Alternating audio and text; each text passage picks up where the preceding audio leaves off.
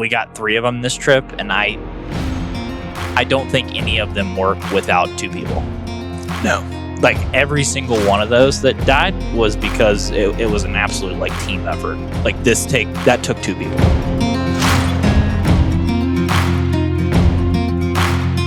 All right, guys.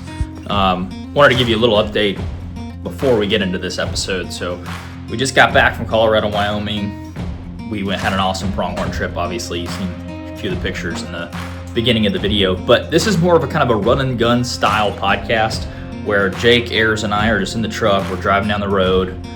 For about the first 50 minutes, the video and audio is great. Audio is great the entire way throughout, but we had an issue with my iPhone focusing on the second half of the video. Just wanted to give you a heads up before we jump into it. But if you guys are listening on audio, that's great. If you're on video, second half of the episode we're there, but we're blurry. And I also wanted to say thank you for everybody that's already left a rating and review on Apple Podcasts and Spotify. If you're watching on YouTube, make sure to subscribe. But if you're on one of those platforms, please make sure to continue to leave those rating and reviews, because we're fixing to send out some of the hats that we haven't got that many since we asked. So you got a really good chance of grabbing a hat if you do a rating and review now. So appreciate you guys, and with that, let's get into the episode.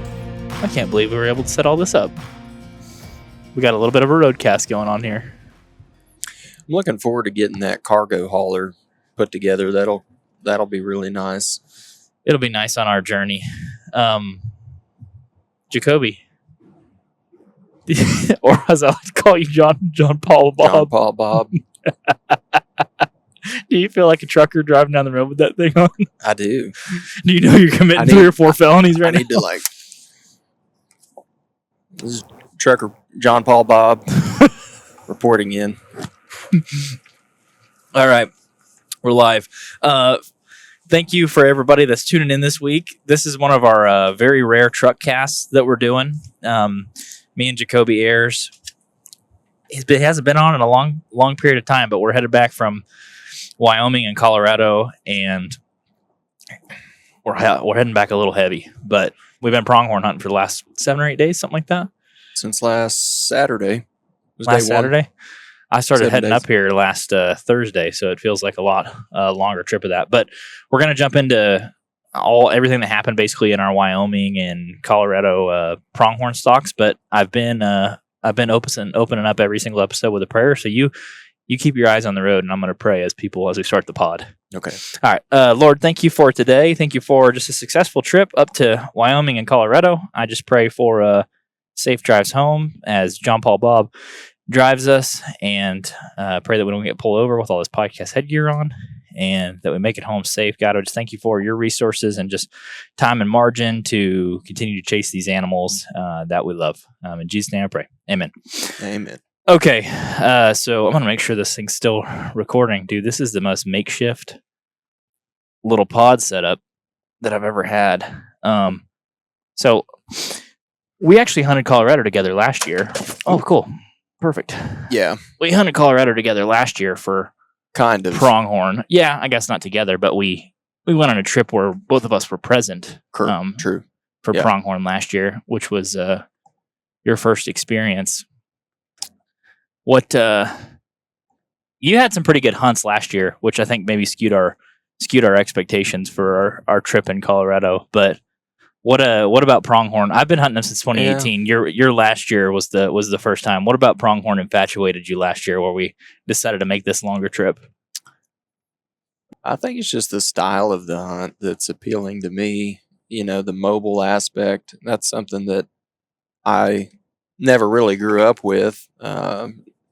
Spot and stalk turkeys, is probably the introduction that I had to anything that was more of a mobile styled pursuit, and really enjoyed that. But whenever you're confined to just a few hundred acres or a couple thousand acres of private land, that's still a blessing, no doubt about it. But you don't really get the full experience of just the freedom that comes with getting to move with the animals and not having a fence line, an imaginary line in essence to them that prevents you from pursuing them further. And so for me, I think that intrigued me. The idea of large public land that you find out west is is intriguing. And then just the creature, I mean, they're totally unique to themselves. There's really not a whole lot that's like them. And so, that and getting a little bit more into the technical side of things with my bow, which I've never really been one to dive into that, but getting a little bit more interested in it, and then the longer range shooting opportunities that are demanded, from pursuing pronghorn. I think that those are the elements that made me excited to get after them. Well, you have to get into the long range bow shooting if you want to hunt pronghorn. It's pretty imperative. Yeah, I mean, in 7 days, I think the closest opportunity that we had potentially would have been the one when you snuck up and over the hill at 60, which that ultimately didn't present a shot opportunity. But then this morning at 80, 70 to 80 yards. And really, I would say that's a really solid encounter. If you can get within 70 yards of a pronghorn on public land, at least where we were at, I felt like that was doing something because there wasn't a whole lot of topography to work with. No, about half the stuff that you peek over and you see them out in the middle of it, you're like, oh, cool. I didn't know I was playing hole number 7 on the golf course. How is this going to work? And the answer is, it's not. It's not going to. You're going to watch them run away. The prairie dogs like to participate too. They love to long dog you. They love to long dog, and that's something that I was keying into. Not just with the prairie dogs, they're their own alarm system. But you start to pay attention to like the songbirds that are out there in the prairie too, and you walk up and over a hill and maybe a dozen birds fly up and they're chirping, and it's like, I know that stuff has to play an effect at least a little bit because those pronghorn are pretty observant, and like even the cattle, whenever they would look your direction, whenever we were in Wyoming, I think all those things, those animals, they're around each other all the time and they begin to learn, each other's behaviors. They play off of each other for sure. The cattle can run a stalk about faster than anything. Yeah. They start acting like absolute crackheads and just like jumping up and down and whirling their head. And you're like, okay, cool. That gets the stalk is going to be pretty much over. Yeah. I think the best place to start would be talk about Wyoming. Because we went to Wyoming first. We spent, basically 2 days hunting in Wyoming, and then ended up go over to some Colorado public land that we had been on before. But what was your expectations for Wyoming? Because you think about pronghorn, Wyoming's kind of the mecca when you think about pronghorn. It is, and then the research that I had done prior to our trip, where we were going to be in Wyoming, really made it sound like we were in one of the, top counties. Not necessarily for trophy potential or anything like that, but just for opportunity. And that was something that I was really excited about, coming from Colorado last year, where there just really isn't a whole lot of, given my limited experience, a whole lot of opportunity in animals to even glass. And then stepping into Wyoming, an area of Wyoming that's supposedly got a lot of goats was a big difference, and so to be able to, that was my expectation. I mean, because of the information that I had read beforehand, was just hopefully we get to see and observe a lot of animals, hopefully at a closer distance than 150 yards, because that kind of became, that's kind of the bubble that's hard to break. And then too, I was hopeful that we were going to be able to kill a couple, given that we were going to be sitting water holes and it had been so dry. I thought that there was a really good chance, that we would see at least a few animals, a few bucks per sit. So that's what I had in my mind until the rain. Dude, so the entire summer, I'm like texting with Ridge, who's our buddy that we're hunting with up here in Wyoming, and he's like, bone dry, man. I mean, the entire summer, just, hey, they're smashing water holes. Was it the day before we came or 2 days before we came? That they were like 2 days before we came. I think they got like 3 to 4 inches of rain. Yeah. They got a bunch of rain, and every single sloth, every single little road ditch, every runoff pond is now a tadpole pond that has water everywhere. And Ridge and Justin, the guys that we went with up here, were basically like, "Hey, this is going to change the entire season." Sadly, water hole sitting is no longer a thing, and we were going to try that the first morning of the hunt, and they actually went out. One of the things I do love about pronghorn hunting is you don't have to get out at daylight if you don't want to. Like, they're kind of moving around the majority of the day, but we took and dropped you off at a water hole, and what was it, an hour and a half later, here comes the rain, just hard for downpour. a couple hours. Which on the radar didn't look very big, but it was dense. It came down on us pretty good, which I think was I got to go in a couple stalks while you were sitting in the blind. Could you see me on those stalks? I saw you on your first stalk, and then I texted you, and I knew that you didn't want to tell me that you were stalking. I watched you stalk for like 30 minutes, and I was like, "Hey, how's the sit going? You make it in okay?" Like an hour later, you told me that you weren't even in a blind. And fortunately, I didn't have to sit in the blind very much longer after it rained. Basically, once it passed, Justin came and grabbed me, and we started pretty well just trailing you and Ridge on a stalk, and I don't know how close they ever got to you. That was when I went down. There was kind of a dry creek bed, and the first stalk of the entire trip. And I started going down with those new Swaros and Binos. The binos, yeah. And they plopped out of my bino harness, and the ground wasn't hard. I mean, it had just rained probably 3/4 of an inch, half an inch, 3/4 of an inch on top of a previous 3 to 4 inch rain, So if anything, it was kind of muddy. And I picked them up, and I mean, they were knocked out of collimation bad. And second pair that I'd had do that. And so anyways, I mean, I didn't really get in the mix of them on that particular stock, but that was a blessing to me. My hope, obviously, was that we would get to spot and stock. That's the aspect of Colorado that I was looking forward to most. Sitting water holes kind of as a strategy to get to see, quite a few animals and getting close with them. I didn't mind the idea of that so much in Wyoming, but whenever the dynamic shifted to where we were actually going to get to do that, out of necessity the entire time, I thought that was really cool. Yeah, well, I come at it from a very different perspective, which is like my 5th time hunting pronghorn, and I was like very excited of the thought of sitting over a water hole, because I'm like, finally, these creatures that have been eluding me for the last 7 years, I will get to see one up close. And it started raining, and my heart kind of sank, because I'm like, we're going to have to go right back to the well that has never provided a drink for me. Like, we're going to try to spot and stalk these things right off the bat. But it ended up being super fun, which we were on a place with, I would say, a really, really good population of goats. Really good population. I don't know. I just don't have enough experience to say, like, what's a 10 out of 10. But, given the area that we did hunt last year and this year, I would say it was at least 4 times as many goats.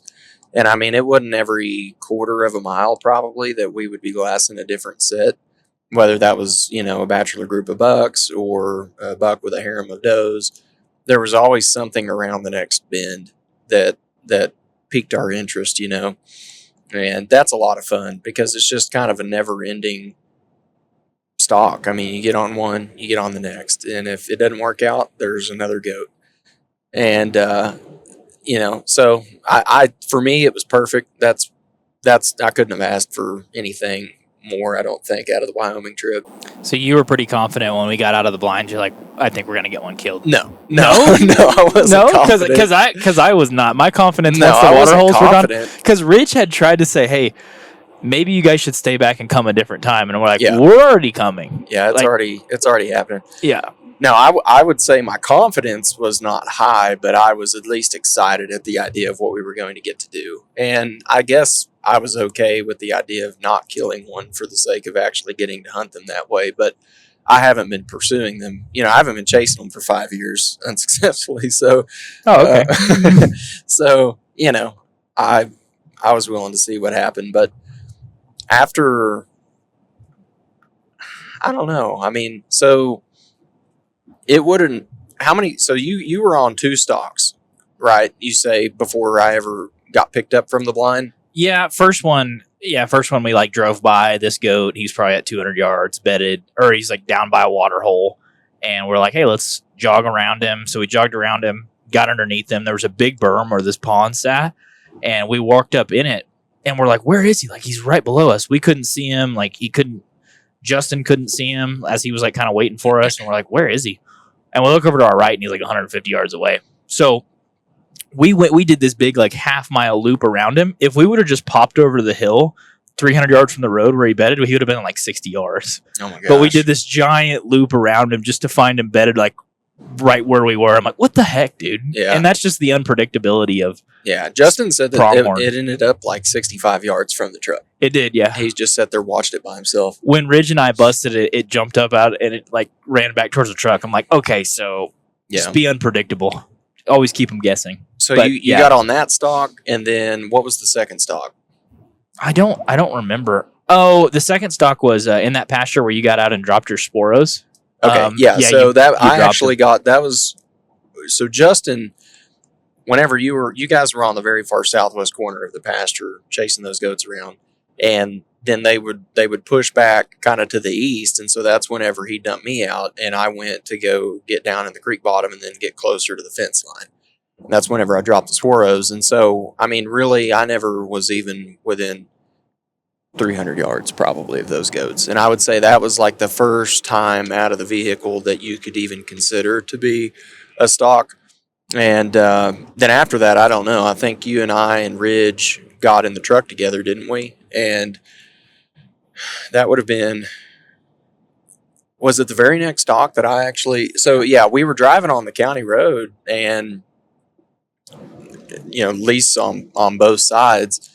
And there's kind of a drainage that came together, 2 folds of those hills that met and then kind of started to snake its way down towards the bottom. And he was bedded off of the side of one of those, probably 150 yards. Yeah, not terribly far. 150, 200 yards maybe. And so I called him out, and I guess it was just my turn to stalk. And so whenever we got over the fence, it was Ridge up in front and then me behind him. And then, of course, you were trailing us. And so, I mean, we were able to crawl or kind of like short walk our way, maybe 75 yards, 100 yards. And then belly crawled probably 20, I would guess. Not super far, 20 not or too 30. far. And then ran out of real estate to where, mostly we were played out. And there was a little clump, several clumps of sage out in front of us. And that was kind of the benchmark to where I wanted to get to. And as we're approaching probably the last 5 yards from those clumps of sage, a truck drives by and honks, supposedly. I don't remember hearing I didn't hear the honk either. But Jody, who was glassing up above us, had said that they honked. And anyways, it was right about that time that the buck stands up out of his bed, and he's looking straight at us, and I'm looking at him through the sage. And so me and Ridge, we're just kind of, just trying to be as still as we can while we see what the situation's going to play out like. And I think Ridge got a range on him at like 85 yards. And at that point, you're still on your stomach at this point. I'm on my stomach, and so I'm I'm not ready to shoot. No, absolutely not. I'm in the process of like trying to get up on my knees, and Ridge is like, he's coming closer. He's coming right at us. And so I'm like, getting my stuff together, which I'd already had an arrow knocked and everything, but just the transition from stomach to knees and not be seen when you're dealing with, like a foot to a foot and a half, 18 inches of sage in front of you is pretty challenging. And so finally get onto my knees, and he's like, he's coming right at us. And he's like 65 yards, 55 yards. And so I dial in at 55, and I'm thinking, this is crazy. Like I've maybe been this close to a goat before, once, twice at most. 55 is close. 55 is very close, or at least it feels very close. And And so I tell Ridge, like, hey, I'm going to have to shoot past you, like to your right. Because he's oriented to your left. Ridge is slightly above me, like Yeah. just a very slight incline on the hill, and he's in front of me, probably 2 or 3 yards and above me. And the buck is out in front at 55 yards past the sage down the hill, and but slightly off Ridge's right shoulder. And so I say, I'm going to have to shoot past you. He said, okay, that's fine. Just let me know when, and I'll lay down. I said, okay, right now. And so I go to a right now statement. Right now. Go ahead and lay down. And so I go to draw back, and as I'm drawing, the buck continues to walk towards us and like left a little bit, like kind of towards the south, which put him almost directly in line with me and Ridge. And so I'm almost in half draw, and I started to swing left to get on him, and I thought, that's not wise. I could skewer him about to ear in hole the him with butt, Yeah. And so I let down, and that gave us up. He saw us and busts, curls, and as he's curling, I reorient my body, towards him up the hill back towards the south, and Ridge stands to his knees, and I just said, what's he at? What's he at? And he said 87, and so I dialed in and was able to draw back about the time that the buck had settled.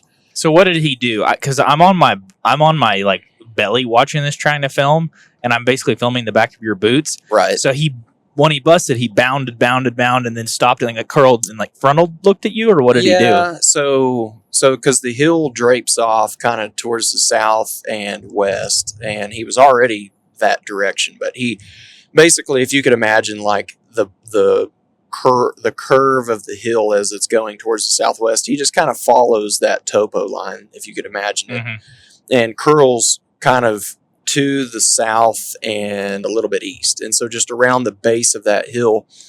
And at that point, he was well off Ridge's left shoulder, and so I had totally turned my body, and he went probably 15, 20 yards is what it seemed to me. And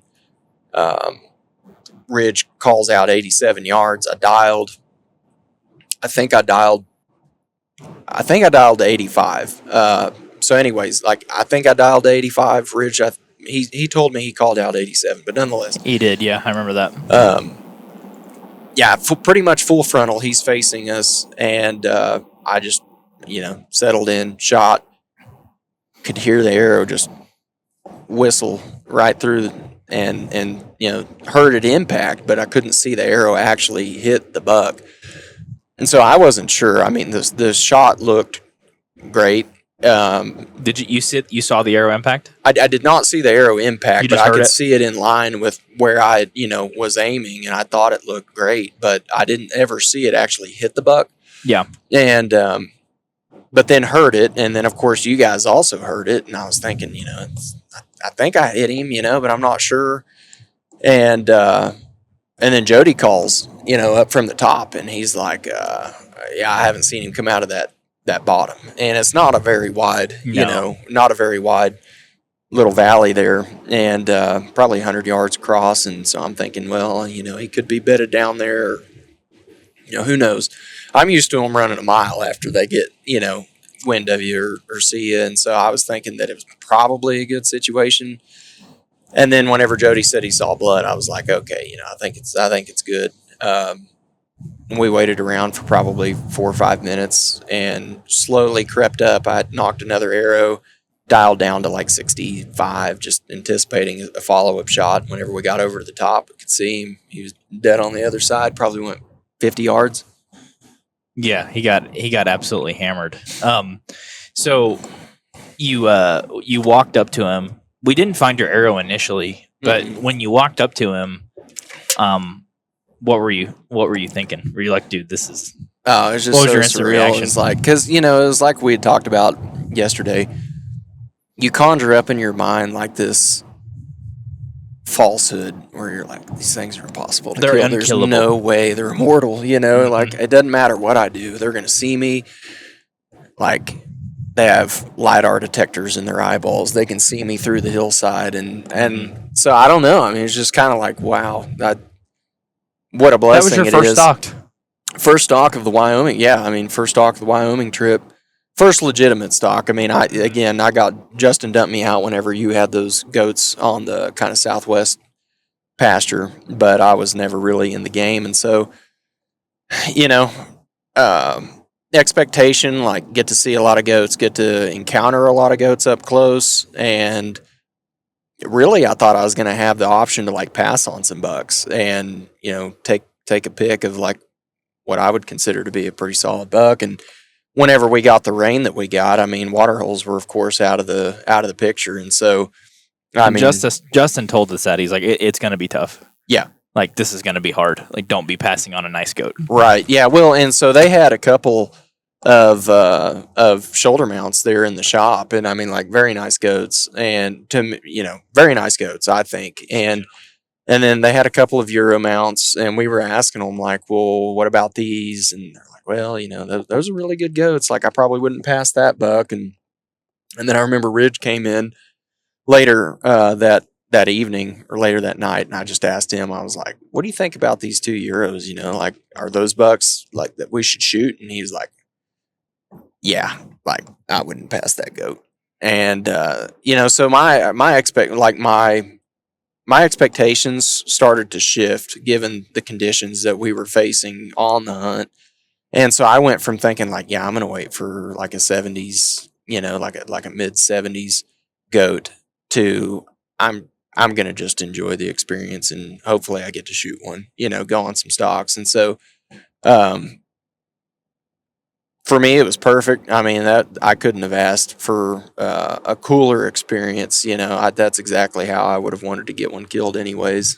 Well, I remember when that happened, and you're like, man, you just want them to like, how do you get them killed? Because when you range them and they jump up and they bust and they stop and you got to re-range them, you got to dial, you got to shoot. Yeah. And you're like, how do you ever kill one of these things?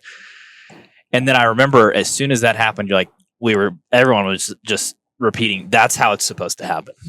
That is how that is supposed to go together. It's like one right thing has to go your way. Whenever you introduce all those variables into the equation, one of them has to go. Like you get in clean. Like you have to have one gimme. You need one gimme. Like you don't get in completely clean for some reason. Like your wind's not good, but you still made it. Or you peeked your head over and the doe was looking the other way for once. Once out of 100 times, she's not looking your direction. Or, you lift up and you try to get a range, and guess what? The grass doesn't, booger your reading. And I just think it's something like that where everything kind of comes together in a way that it just hasn't in the past. And truly, I would say that the biggest game changer was hunting as a group, where you have one other person who can eliminate one of those variables that you're having to undertake on your own. The range. If somebody can range for you where you're just the shooter, you're dialing and you're shooting, I think that helps tremendously. Nobody can pull your bow back for you, but somebody, if they can hit a range or be in front of you with a decoy to kind of like detract from their attention on the shooter, I think that it's a tremendous help. It is very much. We got 3 of them this trip, and I don't think any of them work without 2 people. No. Like every single one of those that died was because it was an absolute like team effort. Like that took 2 people. But yeah, so you shot that goat pretty much frontal. Shot him frontal, and it came out like his right side in front of the back hip, kind of. And so I don't know. Whenever we gutted him, I think it was a double lung. And I actually think maybe I clipped the top of the heart. Whenever we took that out, I thought it was possible that I had clipped that, but it was stuck in the arrow was stuck in the ground like 8 or 10 inches deep after that, which was crazy. So that's one of the things that I feel like I've learned a bunch over the years is just like a proper arrow setup for speed goat. What were your specs on your arrow that you shot that goat with? Because that was about as much penetration as one could ask for, because you went frontal through the back ribs through all the vitals, through the back ribs, and it was legitimately still 8 to 10 inches in the dirt. Like literally, Yeah. not just laying in the dirt, sticking like a flagpole out of the dirt. Yeah, which is kind of cool because just the night before, whenever we were on our drive up, I think it was that night, you had plugged my specs into that app that you have, that Fletched app, and so I put all of my specs for my arrow set up in there, and it was like 98% effective penetration for pronghorn, and which I don't understand how all that works, but nonetheless, yeah. It was a RIP TKO, 30.5 inch long, and what are those, like 8.6 grains, something like that? I think it's like 8.6. Oh, GPI, yeah. Yeah, grains per inch. They're I a think it was lighter like shaft. 8.6 or something. So, anyways, that a VPA 125 grain up front, and then I had those half certs. Those 50 grain. Yeah, 50 Out certs. grain certs, and then so it was. I mean, altogether it's like a 468 grain arrow. And you're shooting 80 pounds at 80 pounds, 30-inch draw? 30-inch draw. Yeah, 80% let off. Ridge was pretty impressed with that arrow. Yeah. Setup. Yeah, he was like, well, I'm going to start calling that the Jake setup. Yeah, Those are the arrows that I want. that was pretty impressive. I mean, I think when you compare that to the setup that you had last year, how much more, how big of a difference do you think that makes on being able to shoot accurately long range? I think it's a big difference, and I was shooting my old helium up until just a couple weeks ago, and I was getting good groups out to distance.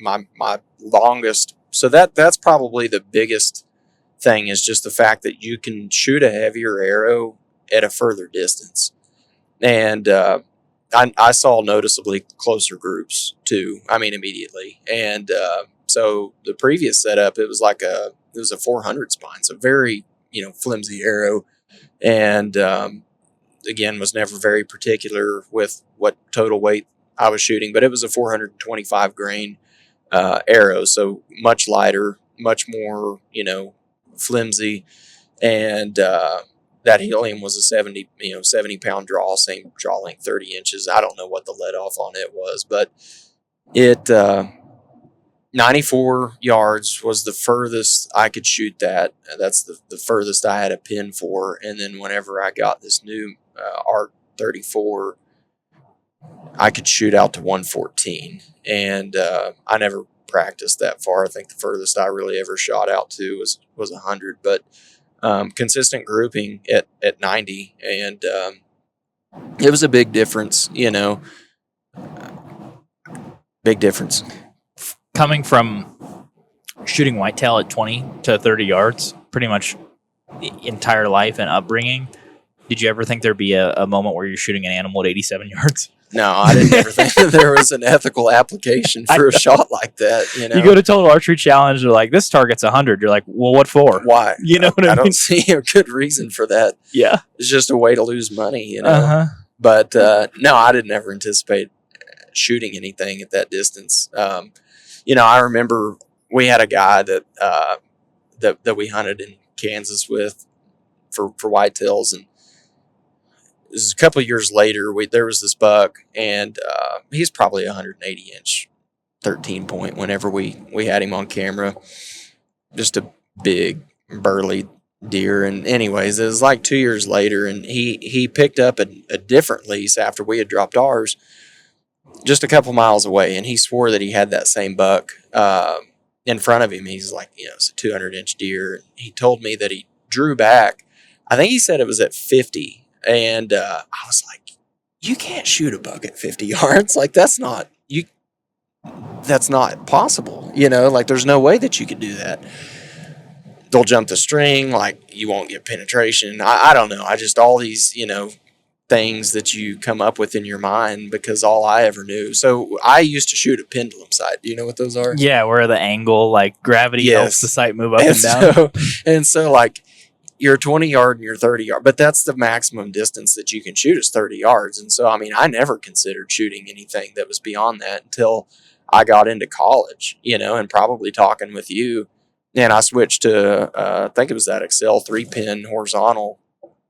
And I was telling my dad, I was like, I shot a doe at 34 yards one day, and he was like, "Oh my gosh, that's crazy!" It's not that far, but Yeah, my son's pretty much a world champion archer. I didn't know he's pretty much a professional. But and then I started wanting to shoot does at like 37 and 37, 40 yards, stuff like that, just to kind of progressively test my ability. And it's like any more 40 yards would seem like a chip shot.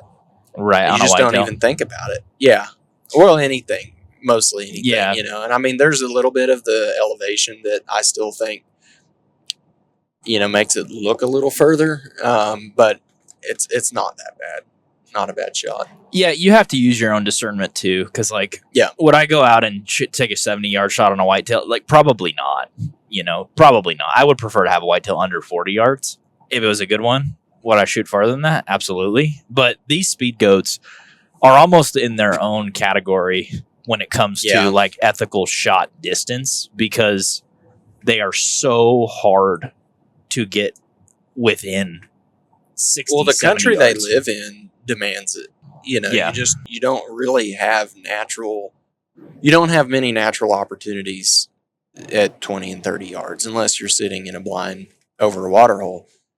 So it's trying to spot and stalk using the terrain that's available most of the time. It's going to be that. I feel like the natural bubble that is like easy, like what you would say is like consistently I can get within this range. I would say like 120 to 150. Like if you're on a stalk, you can typically get between 120 and 150. And what we were in, I would say, is altogether not very conducive at all to getting close to them. Big open hay meadows. Big open hay meadows, and very rarely will you find them. And prairie dog patches, if that puts it into perspective at all. Imagine what a prairie dog lives in. Yeah. Yeah. That's what we're stalking in. So, and then so to get them below 100 yards was a challenge. I think over the course of the 4.5 days that we hunted in Colorado, maybe we had 5 opportunities under 100, or not even. Yeah, maybe and opportunities under 120. Mm-hmm. Opportunity is a loose term. Yeah, that's a loose term. Opportunity means I was there. It doesn't mean I got to shoot. Right. Doesn't mean that they stood there. It means I was there and they ran off. Yeah. I was there and they were there in a moment. Yeah. Yeah. So you smoked that buck in Wyoming. Obviously, we had talked a bunch throughout the summer about kind of arrow setups and bow, and you got that new bow, and I was like, dude, this is going to be helpful for this. It obviously was very helpful because your first shot was 87 yards, full pass through, smoked him. That got everybody pretty hype because that's a freaking poke. And it was like a really well placed arrow. We're like, oh, okay, nice. Yeah. That was sick. That was a good way to start off the trip. It was a lot of fun, and it got everybody excited, So we got that goat kind of, I guess, dealt with.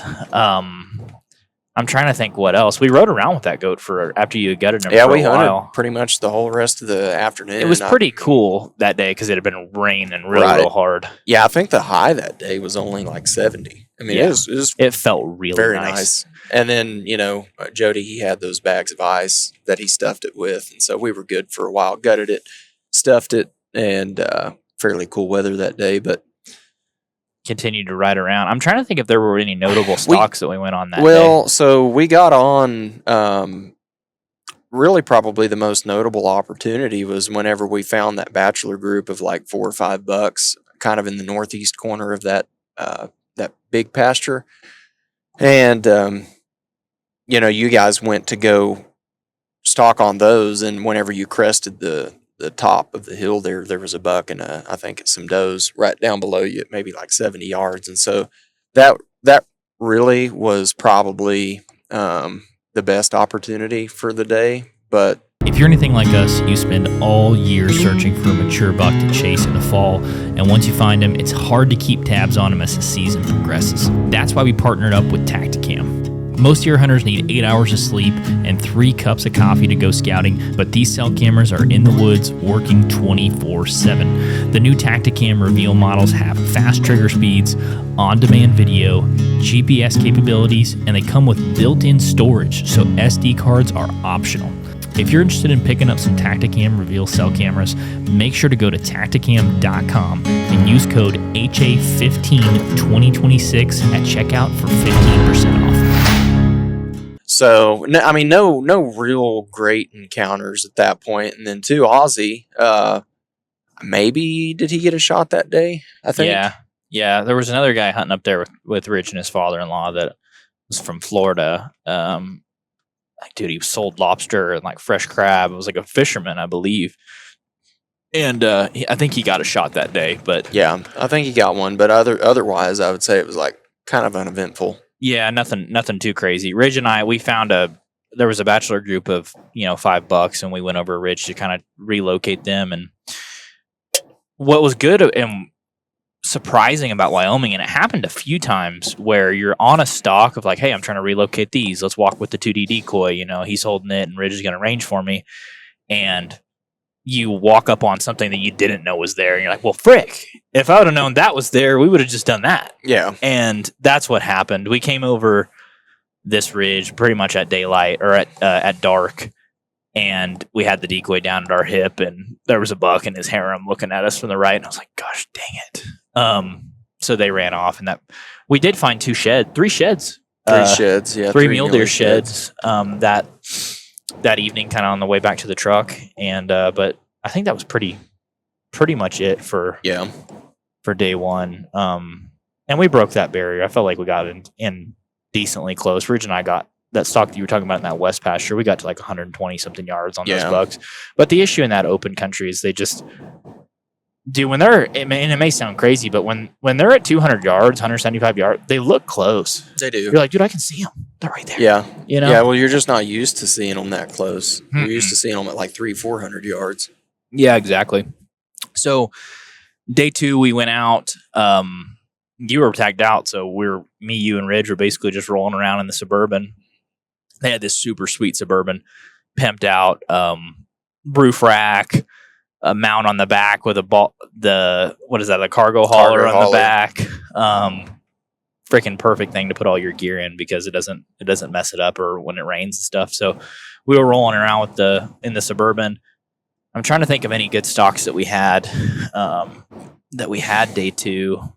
We started in similar down that south side, I believe. We had a stalk opportunity basically exactly where I killed my buck. There was a decent buck bedded down right there, and I don't remember. I think we were able to get fairly close, but it didn't work out. And so, nothing that was just super close. Certainly never, I would say so that day, Jody had glassed up the hillside from the north, looking back to the south, and that was pretty considerable stock that we went on there. We walked in probably 800 yards and down several benches there, and as we were walking in, that's whenever we saw the pretty good buck and a couple of does that crested the hill just as we were approaching it as well. And we had them at maybe 120 or so, but weren't able to get on those. There were so many. Almost all of the stocks in Wyoming were like what you could probably call a close but no cigar. You're like, yeah, we were close enough where that could have came together, but it didn't. Yeah, it didn't. Just didn't come together. Which we had one that was pretty good. That was remember we were trying to stalk that buck down in the bottom that Jody had spotted, and we had saw those ones up by the oil tank. Yeah. So we're headed to these bucks that are down in a pretty considerable bottom, kind of like a stair-stepping bottom where there's multiple shelves getting down there to them. They were off a ways, and we scared one off this oil tank, and I'm like, hey, over here to the left, like that buck and his doe are not that far off, and he's kind of riding that spine, and we sort of headed at an angle to there's this other buck and doe that we thought were down in this bottom, and as we're walking with the decoy, like that buck peeks over the hill to see if we're coming up on him, and he was at what, like 120 yards? Yeah, it was like 120. Yeah, I thought if we could have just headed maybe right to him off the road, we would have met him at the hill. Which one of the things I noticed after being in Wyoming compared to Colorado is just they have a lot more topography there. It feels like a little bit kind of more arid, like rougher Yeah. country, a little bit taller sage, definitely dry overall, even with the rain, but they just had a lot more ability to get up and down on them. You know, even though you could glass them from a long distance off, there was a lot of rolls and hills and stuff. So we went on that stalk. We busted that buck off the top of the hill and then went on that stalk. And, you know, it's always one of those close but no cigar situations where you run out of real estate and then you pretty much resort to walking at them with the decoy, which pretty much never works. Which we basically gave up on that technique. We're like, let's not do that, you know.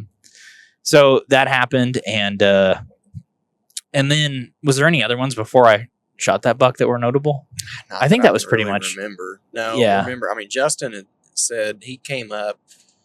He had commented a couple of times that there was this pasture up to the north, kind of the northwest corner of the lease, and said that there were several hundred antelope in it, which I thought was crazy. You know, we had seen a bunch, but whenever he said that, We didn't see several hundred in all of Colorado. No.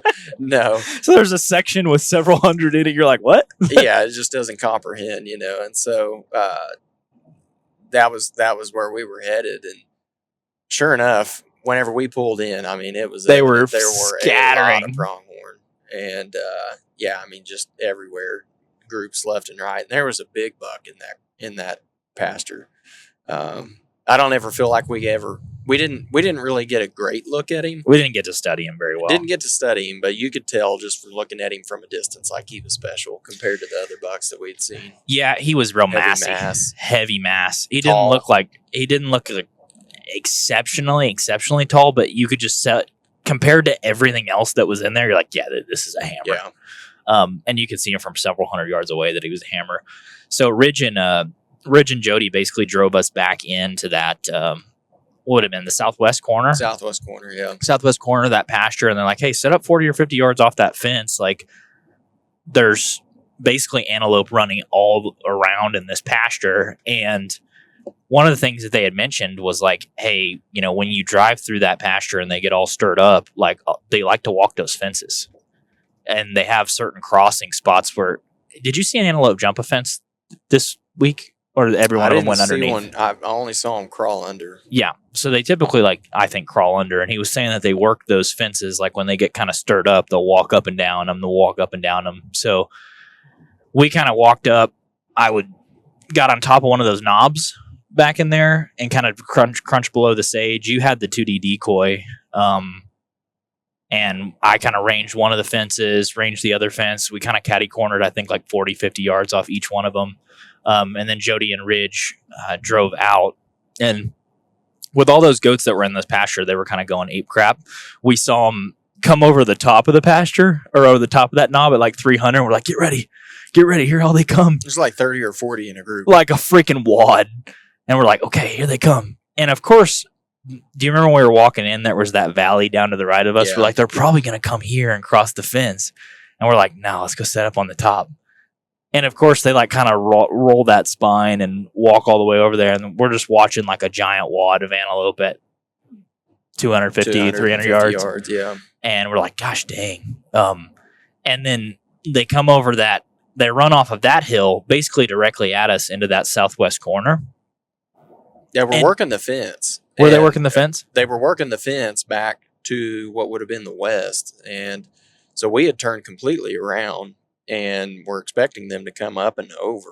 And I mean, I was watching, and it was one of those situations where you're counting down in your head, like based off of the pace that they were keeping, they ought to be in front of us at like 60 yards in 5, 4, 3. And then you're like, where are they at? You know, like something happened. And then I look over out of the corner of my eye to the left, and I see the buck's horn tips come up and over the sage. And I was like, right here to the left. And so we turn over, and he comes up, and then there's 2 does that I could see off to his left, but he was leading the pack. And I flashed that 2D up, and it stops them. And In their tracks. In their tracks. And you were like, what's his range? And I said 63, and like got a confirmation reading, hit it again, 63 yards, and I could feel your cam, like your bottom cam, up against my shoulder, and I think it was my elbow, and I was like, man, that's gonna hurt if that I'm gonna rocks get back whacked. and hits me. And I was like, but if I move and like you're steadied because of that, and I throw the shot off, I'll be pretty upset. So I just sat there, and you shot, and I mean, immediately I could see you'd shoulder punched him, and yeah, it was pretty cool. He wheeled out there probably another 7,500 yards and got all wobbly and fell over. Well, when they came over the hill and I was like, flash the decoy, and you flashed the decoy, and they like literally all stopped on the top. The first thing is, and I've learned this, I'm like, they got something to look at, and I'm glad we had the decoy right there, because we probably wouldn't have got a shot off otherwise. They probably just took off running the other way. But when you popped up the decoy, I hunched down behind you and was just looking at my sight, and I was like, what is it? What is it? And you said 63, and I just drew back, and I like leaned out the side of the decoy, and he's literally just like perched on the hill looking at me like this, looking at the decoy, and I shot. Did you hear it impact him? Oh, yeah. You heard it impact him? Yeah, I did. Well, I remember when he like wheeled out of there, I looked over him running down that valley, and I could see that arrow sticking out one side and sticking out the other. And I was like, oh my gosh, after 5 times of hunting pronghorn, I just shot a pronghorn. I just shish kebabbed a pronghorn. And he ran over there, and I don't know, within 90 seconds was just done. Like he kind of laid down, head up, and then just like plopped over. I think I shot him quartering too, and it kind of broke that. Yeah, slightly quartering too, but still double lung. Mm-hmm. Yeah, he ran. That was just and we walked over there. That was a pretty freaking surreal moment, because, like you said, kind of like hyping him up in your head as this kind of unkillable animal. If you went whitetail hunting 5 years and never killed one, you'd start to like assign them like a mutant ability to not be killed. And I don't think I've hunted them in just like a ton of really good areas, but within 36 hours, we're like, okay, we just trekked off Wyoming.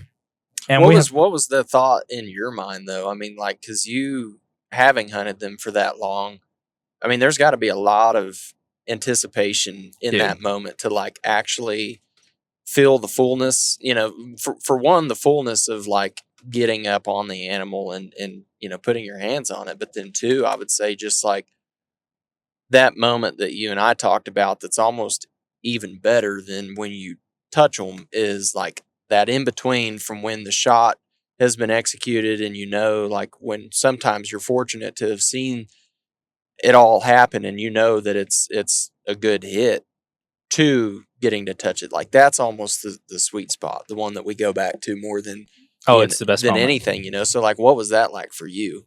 I mean, I was pretty freaking hype. I don't know if you remember. Well, I recall, but I just want to hear like your thought behind it. It was dude, I don't know. Surreal is probably the best word to describe it, because when I saw that him running off when the arrow was like in a good spot and he was like spraying blood, it's like 5 or 6 years of just like wait. Kind of, you're like, that just happened. And I remember talking before the hunt, you're like, yeah, no, I mean, if I have a buck of this quality kind of coming to the water hole, I'm not sure if I'd shoot him. I'm like, I will. Yeah. Like, I had so much anticipation, like driving up to your house. Like I had a bunch of anticipation. Getting in the car Friday morning about it for literally a year. I know. And just like planning this exact trip.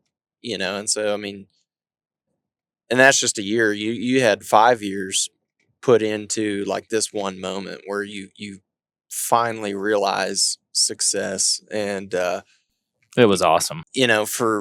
For me, and I would say this is more the feeling that was associated with the buck that you killed in Colorado. But you think about these moments all the time. you're right, in like different ways that it could happen and play out, and it, sometimes successful, sometimes not. And it's like, but we like to think about the successful ones, even Right. though we haven't experienced very many of them. And so it's like, that was the surreal part of it for me, that this was one of many different ways in which it could have happened, but it did. It finally did, and that for me is kind of the feeling that I am describing as surreal. Well, it's like, this is the reality. Like, this is the one of 1,000 ways that it could have happened, but did.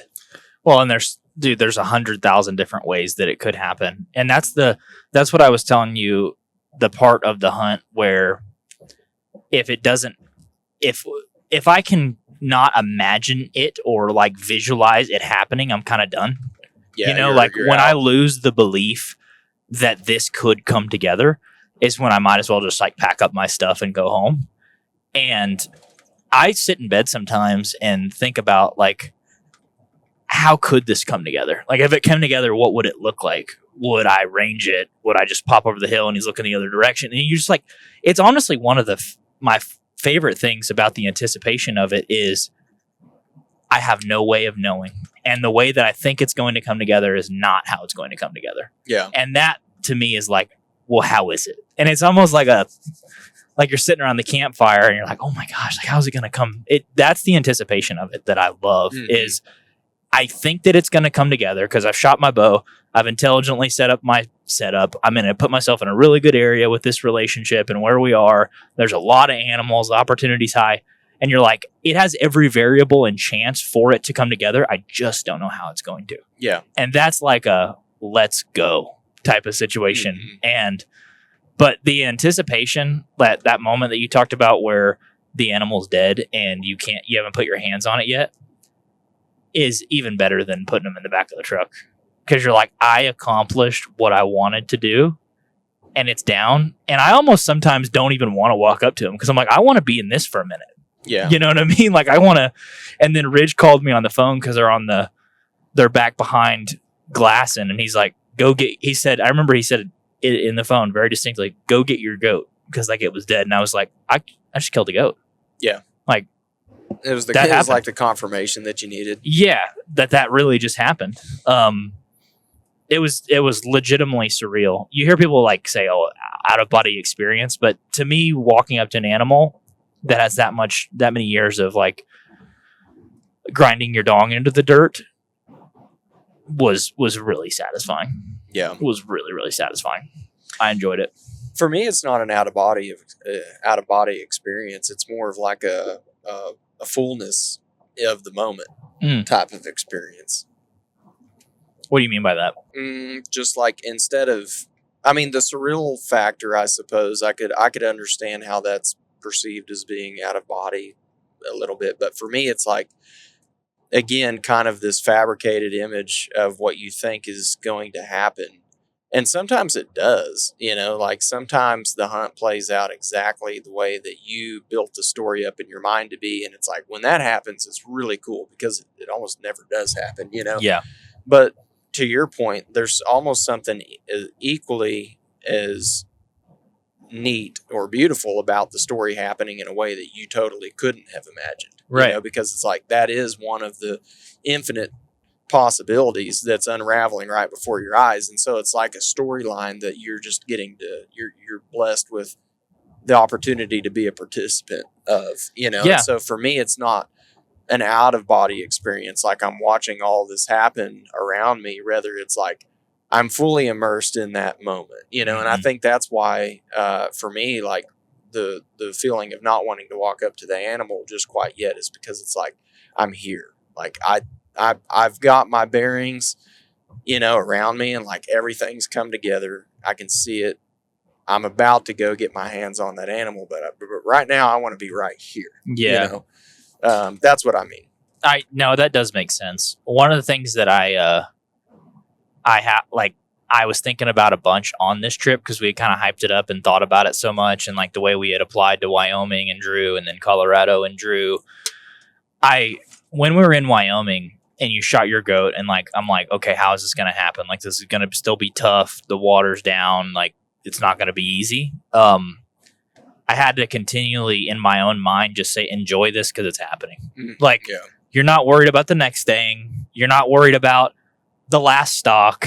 You're enjoying what is happening in this very moment on this very stock at this very time because it's happening. And that's like being present. Yeah. And that helps me a lot when I'm hunting. It's just to be like, okay, well, that happened. Maybe it shouldn't have, but it did. So let's move on to the next thing. And one of the things that I like kind of compare it against is, and the excitement factor for me is like when you think about hunting like a southern whitetail over a corn feeder that you set up for like at 20 yards, you can't imagine how it's going to happen. You can't. Because you can know totally exactly how imagine. it's going Right. to happen. If you're going to kill that animal, it's probably going to happen in this way. You create the experience that you're creating the opportunity that will ultimately be the experience that you get to have months later, weeks later. Exactly. Mhm. And when you're Western big game hunting, you're like, I have no idea how this is going to happen because that elk could come in quartering to me and there could be a tree and I shoot him when he's wheeling out. Yeah. And you're like, oh, I couldn't imagine that. I couldn't have seen that happening. And so it's more of like a reactive chess match than it is I am culminating. I'm setting the trap. I'm setting the bait. I'm putting up a mock scrape. You know what I mean? You're just participating in the experience. The animal's running the show. Right. You have to apply yourself in order to find success. But the other variables, you just simply can't. You can't stack those odds in your favor. There's some things that you can, but of you and of your gear, I would say that's mostly what it's like, and your familiarity with the landscape if it's somewhere that you've been before. But otherwise it is a little more reactionary in that way. I think that's one of the things I enjoy about it so much is you're reacting to the situation that the animal gives you versus trying to manipulate the animal to do something they don't want to do, and like I can't control if he has 3 does and one of them is just an absolute charge. You can't control that. Yeah. You know what I mean? With a whitetail, you're like, I'll shoot that doe. And the next time she won't be here to F up the situation. Yeah. So I enjoy that aspect of it. It's so unpredictable. And every day is just something completely different. You know what I mean? Yep. So it is. It's just a blast. But we ended up hanging around Wyoming a little bit more. I guess driving around, seeing some more goats. Our buddy Ozzy ended up shooting one, I think, in an alfalfa field on day 3. So that was pretty sick. But Wyoming was just a good time. It was really fun to be in camp with everybody. I remember you mentioned that. Like, this is just like a good vibe. Everybody's trying to get, craft a really, really good experience. Yeah, I just enjoyed the people. I mean, there wasn't a single person that we met while we were in Wyoming that I didn't enjoy. And, just seemed like really good folks. And you kind of take deer camp elements of that. And I would say that's kind of what we got to experience in part there at Justin's, Justin's shop. And I really enjoyed the fact that, his wife was there and Ridge and his wife and baby, they got to come over. And so it was kind of everybody getting to the kids. Yep. Yeah. The kids and just listening to everybody share their experience for the day. And then also just kind of get to know them as people. That was fun. And, just a good hang and great food, good people. Had a awesome bed. And that was awesome. I had The that old window shower. unit in my room. Oh, you had a window unit? I had a window you unit dirty in my dog. room, and it was like 60 degrees inside You there. dirty So dog. I didn't know that. I got primed up before we went to Colorado. I think that those showers were very much deserved. It was a prerequisite for what was going to come. I feel like the wives would have been appreciative had we had the showers on the last stretch of the trip versus what product they're going to receive whenever we get home. But I guess I swear I didn't smell like this before. I was very clean. Yeah. One of the things I did really like about what Justin did. So his son Kale, Ridge, Justin, Jody. One of the things I liked about the camp that they ran was they wanted you to get an antelope as much as you wanted to get one. Yes. And they kind of took the approach of like, Justin was out looking for goats all day. Jody was out looking for goats all day. And they kind of helped you like line these stocks up of like, hey, when you're done with that, I got another one over here that we can go hit at. Yeah. And I just thought for in terms of someone that's helping you get a goat, they had as much drive, if not more drive. I would say probably more drive for a lot of guys. Like I could see getting to like 12 o'clock, 1, 2 in the afternoon, and some people just being like, yeah, I'm good. Like I think I'm ready to kind of go hang out Get back some at the lunch. lodge. Yeah. And so that was really cool. They definitely did. They were hungry for it just as much as we were. Well, and that's one of the things that Justin said when it rained. He said, guys, it's going to be tough. He said, but we're going to throw everything we got at him. Did he? I didn't hear that. He gave us 2D decoys. He gave us cow decoys. He was like, yeah, we're going to try everything. Well, it's pretty cool, man, because he said he's only ever had one archery hunter not fill their tag. And he said the guy missed and then passed after that. So it wasn't necessarily for a lack of opportunity. And given the conditions that we faced in Wyoming, I thought that it was, a testament to their work ethic and ability too to put you on animals, because they definitely were putting in the work. Yeah. And they do guiding for mountain lion, mule deer, elk, antelope. I don't think they do anything for whitetails, but if anybody that's listening is interested in hunting Wyoming and you've been building up points, their name is R6 Outfitters. I think you can find them. They book most of their stuff through Worldwide Trophy Adventures, so WTA. You've probably seen a bunch of that stuff, but I would recommend. There's not a whole lot of outfitters. I'm like, yeah, man, you should go hunt with this guy. This is definitely one of them, I think. Yeah, and that was something that Ridge talked about too. He was like, that's just Justin. He's, whether he likes you, whether he doesn't necessarily get along with you, like he's going to put in the same amount of effort to make sure that you're successful, or at least have opportunity, to be successful. And he definitely did that for us. So I very much appreciated that. Well, it's pretty impressive. In 2.5 days, 3 people shot antelope spot and stock with a bow, because that's widely considered one of the tougher animals to kill with your bow, especially on the ground. So I thought that was a testament to kind of what they got going on. But is there anything else in Wyoming that stood out besides that, besides the awesome people that we met? Not so much. I mean, it was a cool landscape to get to experience. It's just different, I mean, we'd been east of there before, over by where go ahead, don't say the name. You've been east of there before. Oh, okay, well, you can cut that out. Yeah, anyways, you were saying? No, it's just a cool landscape to get to experience. It's just unlike anything else that I've ever seen. And the sheer number of goats that we got to look at while we were there, I would say that was very notable. I think so too. Yeah, we saw some. It really spoiled us, because when we went down to Colorado, I'm like, where are they? Yeah, where are they all at? Where are they all at? I would say that was I remember driving up the highway, heading over to Gillette, and being like, we can't drive a mile without seeing a buck. Like, there are so many goats. Not that we were just seeing absolute hammers everywhere, but I'm like, if we stop to take a picture every time we saw a goat, we will never get there. Yeah. This is going to be a long day. We saw some mule deer on the way up. It was just it was pretty country. You could see we saw the Laramie Mountains, some of the Bighorn Mountains, the Rockies. It was an awesome trip. I'm glad we got to scratch off a couple Wyoming pronghorn. And then I guess we kind of loaded up with gear. We went in, and thankfully there was a guy in town who did a quick processing job on our goats. So we went and bought a freezer, went and bought a generator, froze all our meat, and then kind of packed up and headed south to go chase some pronghorn in Colorado. Is there I'm trying to think when.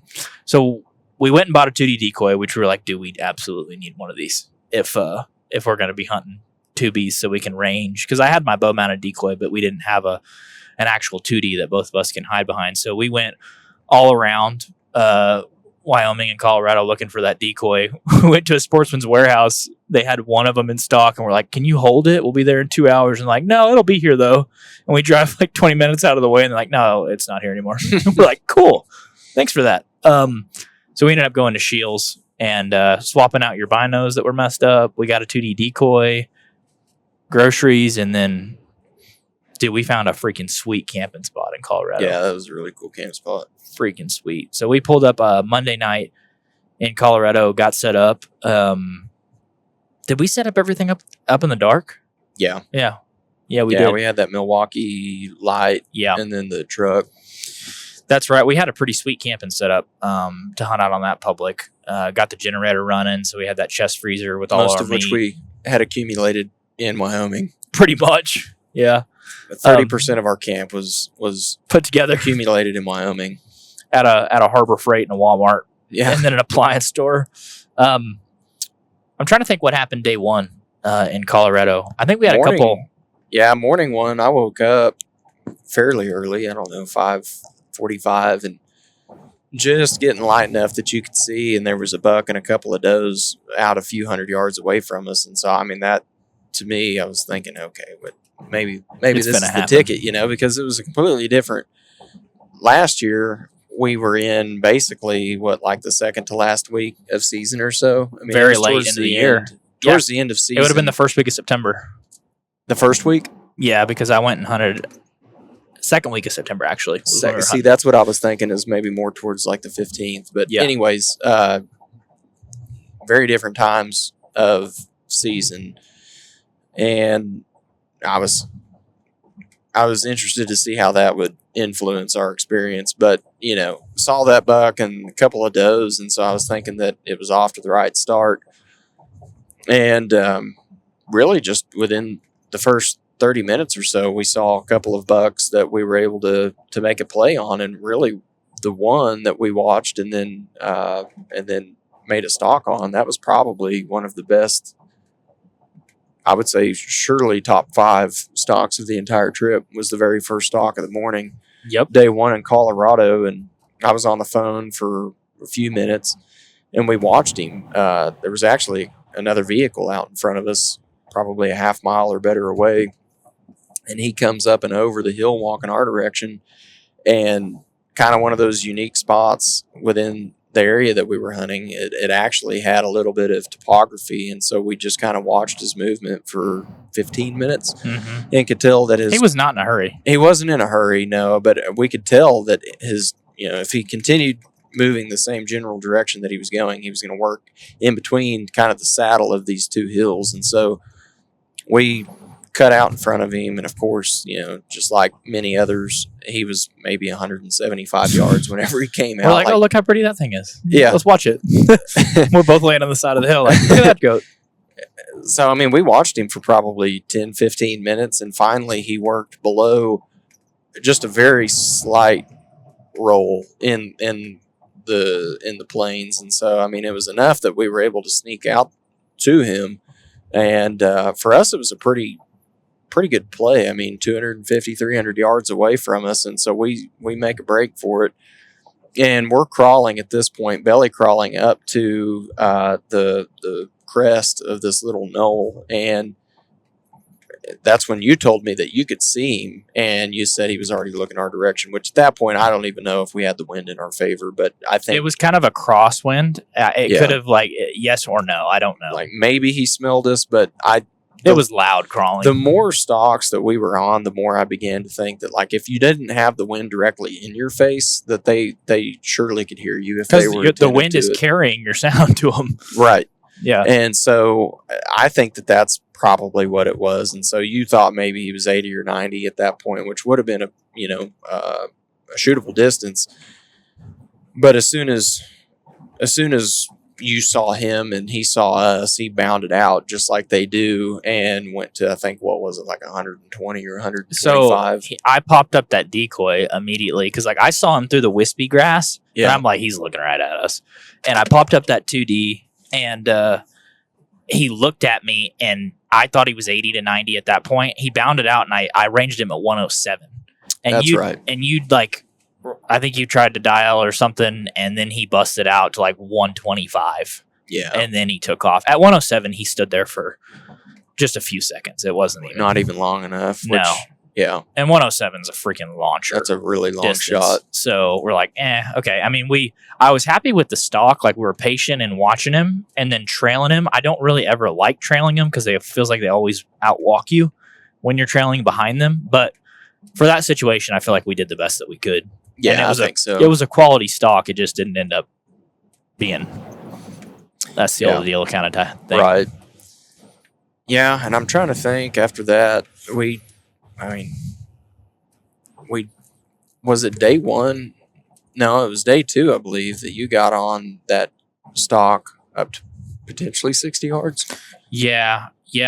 There was one of the things we noticed out there was like those rolls and big hills and kind of the little micro rolls that are in them are really deceiving in terms of like sometimes you can't see all the little micro contour that's in there from like up top.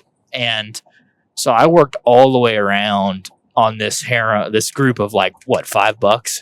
Yeah, $5. A bachelor group of $5. I came over the top of this rim and I had one feed by me at like, I don't know, 110, 120 yards. And I threw my glass up on him and I was like, I don't think that's a legal buck. I don't think it is. And a legal buck's 5 inches in Colorado. And where we were, there was a lot of those. There's a lot of barely legal, 3 to 6 inch, questionably legal. Yeah, type of bucks. And so there was another knob that I was going to work up on. And my wind originally was hitting me in the face and blowing up, from them up over into me. And I was like, this is freaking great. Cause it was like a heavy wind. And my wind, ended up switching and rolling right over the hill to them. And I jutted around, backed out and jutted around. And when I started to pop up with that bow mounted decoy, as I popped over the hill and looked, they just ran by me at about 60 yards. I was like, oh, dang. And I think there was probably two legal bucks in that group. Yeah. There was a few little ones. But that was a fun stalk to watch. Yeah, it was a legit opportunity. From a distance because so we knew that there were $5, but they had gradually fed back to the south, kind of along the base of the spine of the ridge. And as you approached, the crest of the hill, I could see 4 of them. And, at first it was 2. We had seen all 5. And then whenever they moved, because I went to drop you off, and whenever I came back around, I could only pick 2 up. Oh, really? Yeah, so I only saw 2. And there had been 2 off to the right, and then there had been 3 off to the left. And so I thought, well, I don't know what happened to the other 3, because the one smallest buck had been hanging out up near the very top, almost skylined. And I was concerned that maybe him and the other 2, so the group of 3 had dropped over where I was, the top over onto your side. And I thought that there was, pretty good potential that they could just blow the whole thing up.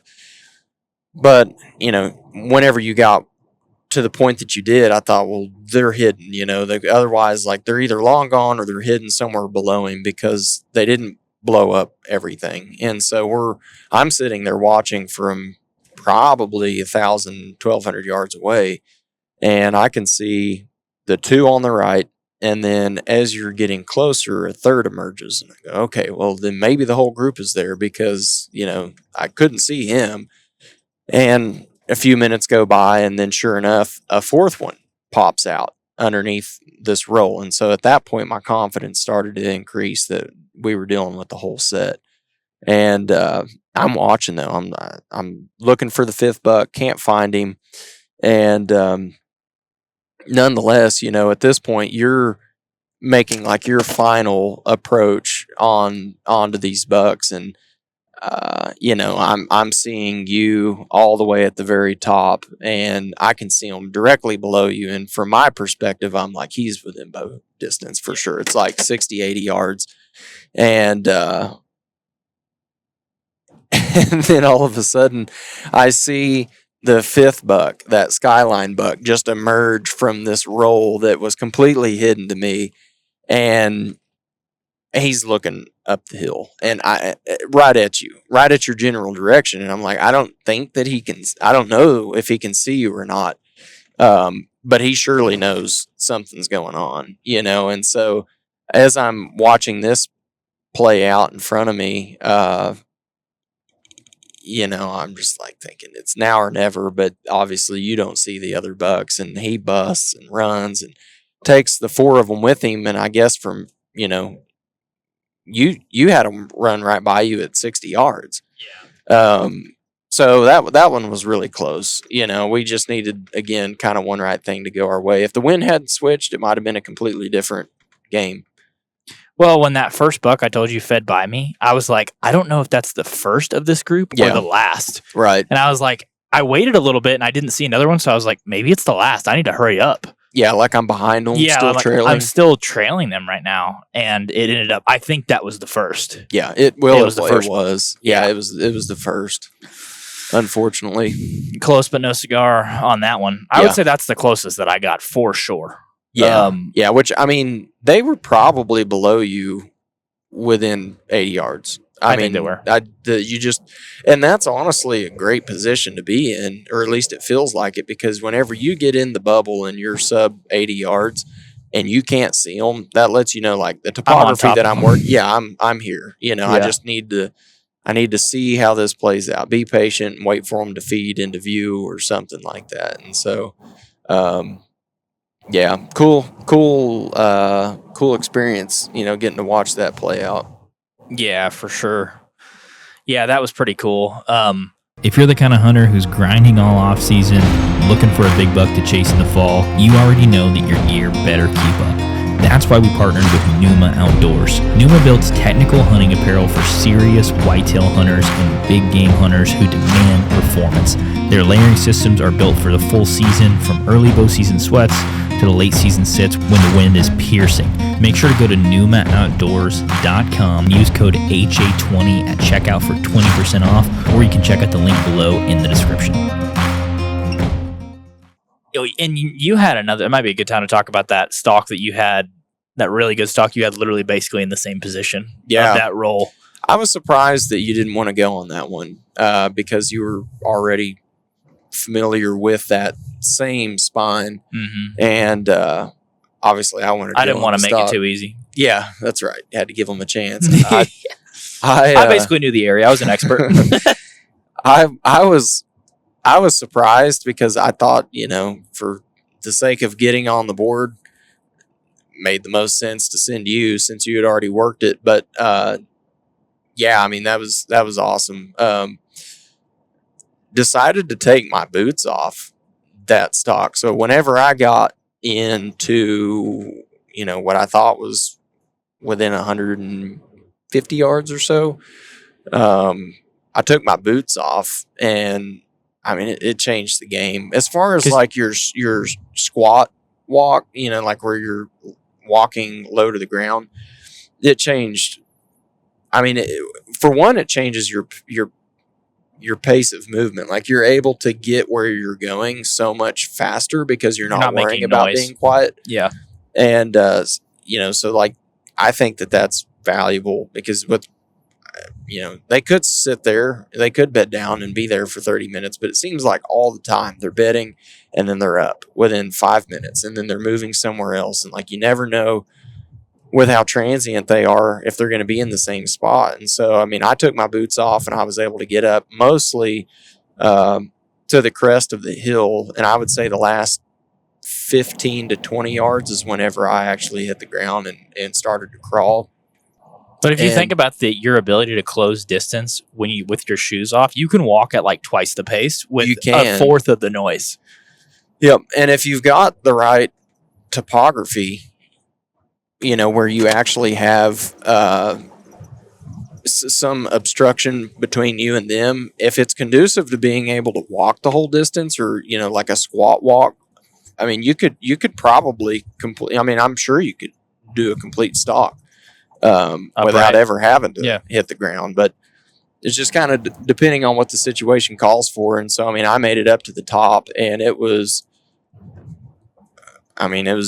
I guess you could call it perfect timing or maybe not, but I got in position. There were 3. It's not sage. I don't know what it was, but it was some, type of Shrubbery. shrub that was growing up there on those tops. And the smallest one is kind of what I was making my way towards. And, generally I would want a bigger, shrub to hide behind. The bigger, the better. But it just, to me, it seemed like based off of the role that to be the best, position to be in. Mm-hmm. And so, I no sooner get up behind that and kind of lay my bow down sideways. I think I had the bow mounted decoy, didn't I? No, you didn't. Not on that stock with the buck and the doe up in the top. I didn't. You Okay, didn't. so Every time you don't need it, you have it. Every time you don't have it, you need it. yeah, that's right. That's for sure. And so I just got into position and I look up and I can see, I guess I got my rangefinder out and I was going to try to glass, cause I was so close. It was one of those where you're so close to them that you can't even see them. Yeah. And so anyways, I am looking and I catch the glimpse of a back and it lifts its head up and it's the doe. And I'm like, okay, well the buck can't be too far behind. And sure enough, he comes following her at probably 2 to 3 yards. And so I'm sitting there and probably, I don't know, a dozen times I hit my rangefinder and it's like 20 yards. It was actually like 9 or 10 yards because I was expecting her to be somewhere in that like 90 yard range, even though I think really she was probably closer than that. But I'm getting like 9.7 and like 10.2. And in my mind, I'm like, my dyslexia is playing with me. And I'm thinking 97, 102. And like the whole time it's actually reading the grass that's right out in front of me. And I pick up on that and I realize it. And so, at that point, like I'm starting to lift higher and higher out of my, my knees to try to get a range on this doe. Just can't. And finally, I think I get a good range and she sees me, of course. And so I sit back down slowly. I dial my bow in. And she's just staring straight at me. The buck has no idea. The buck is totally oblivious, looking the other direction, and she's just eyeballing me. And so I go to draw back, and she busts. He follows. They were at 70? I think they were at 70 on that one. I can't remember exactly, but that was a really close. Yeah, that's right. It was 70 yards. It was very close. Antelope, for antelope. Feels close. Basically 20.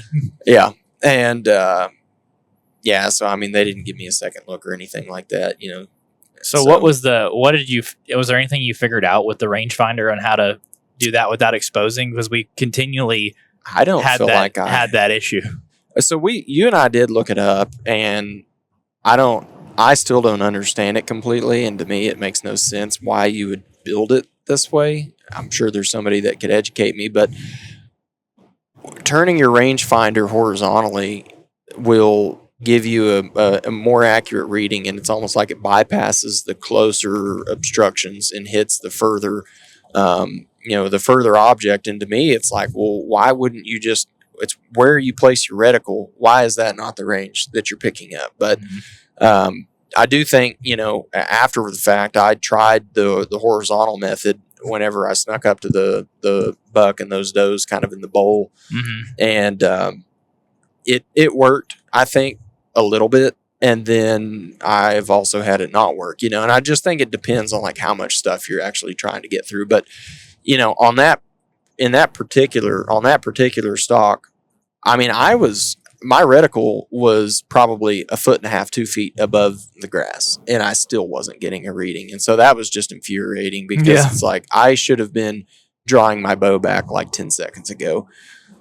So, I think that helps a little bit. I definitely don't think it's foolproof. You need to just something to try if the other's not working. Something to, I started shooting my range that last stalk, this morning. I shot horizontal from the very beginning. I'm like, I'm not messing around with it anymore. Like, this is exactly what I'm going to, but I just had too much grass. And so, I think that helps. Definitely worth a shot. On the other hand, I don't have the answer. Rangefinder companies fix this problem. Have somebody to range for you. It's like. But even then, they have to expose themselves to They range. have to. Well, and see, that's why we decided we were going to use the 2D. Is you can't get a range without exposing yourself. So how do you expose yourself, get a range, and not bust them? It's like, well, You have to give them use something a to look at. decoy. Unfortunately, like on some of these larger stocks, like it is helpful to have somebody at a distance that can help you walk up. Mm-hmm. And so, if you're hunting in a party of 3, then you have somebody who has a job for all of those things. You've got your bases covered. If it's just 2 dudes, you're going to have to pick something, and I don't know. I mean, by the end of the trip, so 3 times I feel like I had legitimate encounters where I could have at least gotten my bow drawn back. Whether or not I would have gotten a shot off, who knows? But I never got to that point. And the only reason I feel like I didn't get to that point was because of the range finding issue. And so, I mean, I don't know. Maybe there's a product out there that is a little bit more, narrow as far as like The beam. Or, the probably the best thing is just to learn how to intuitively discern yardage at a distance. And I think, like you had went on several 3D shoots this summer, I think that's helpful. It's just real. It simulates real life experiences where you walk up on a target and you don't know, you've never been on the course before, and you just have to come up with that as best as you can. I mean, like you say, you can still range before you shoot, but just asking yourself that question before you actually pull out the rangefinder, it's like, how far is that? Is it because the stock this morning?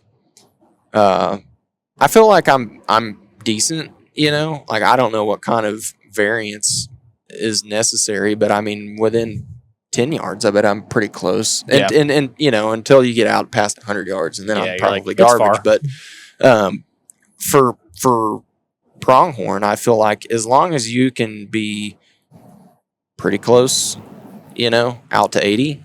Yeah, 5 yards so, up and down, you're in the game. I think you are. And so like that buck this morning, whenever I walked up on him and those does,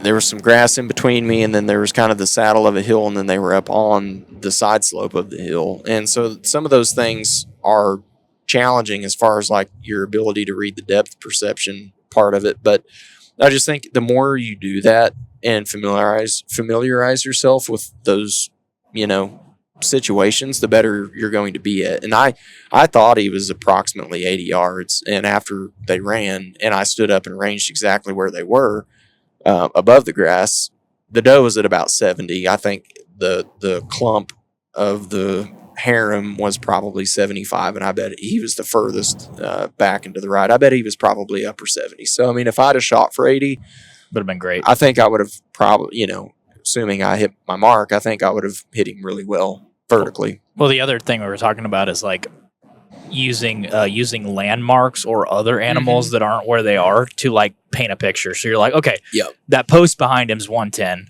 There's a doe in front of him at 85.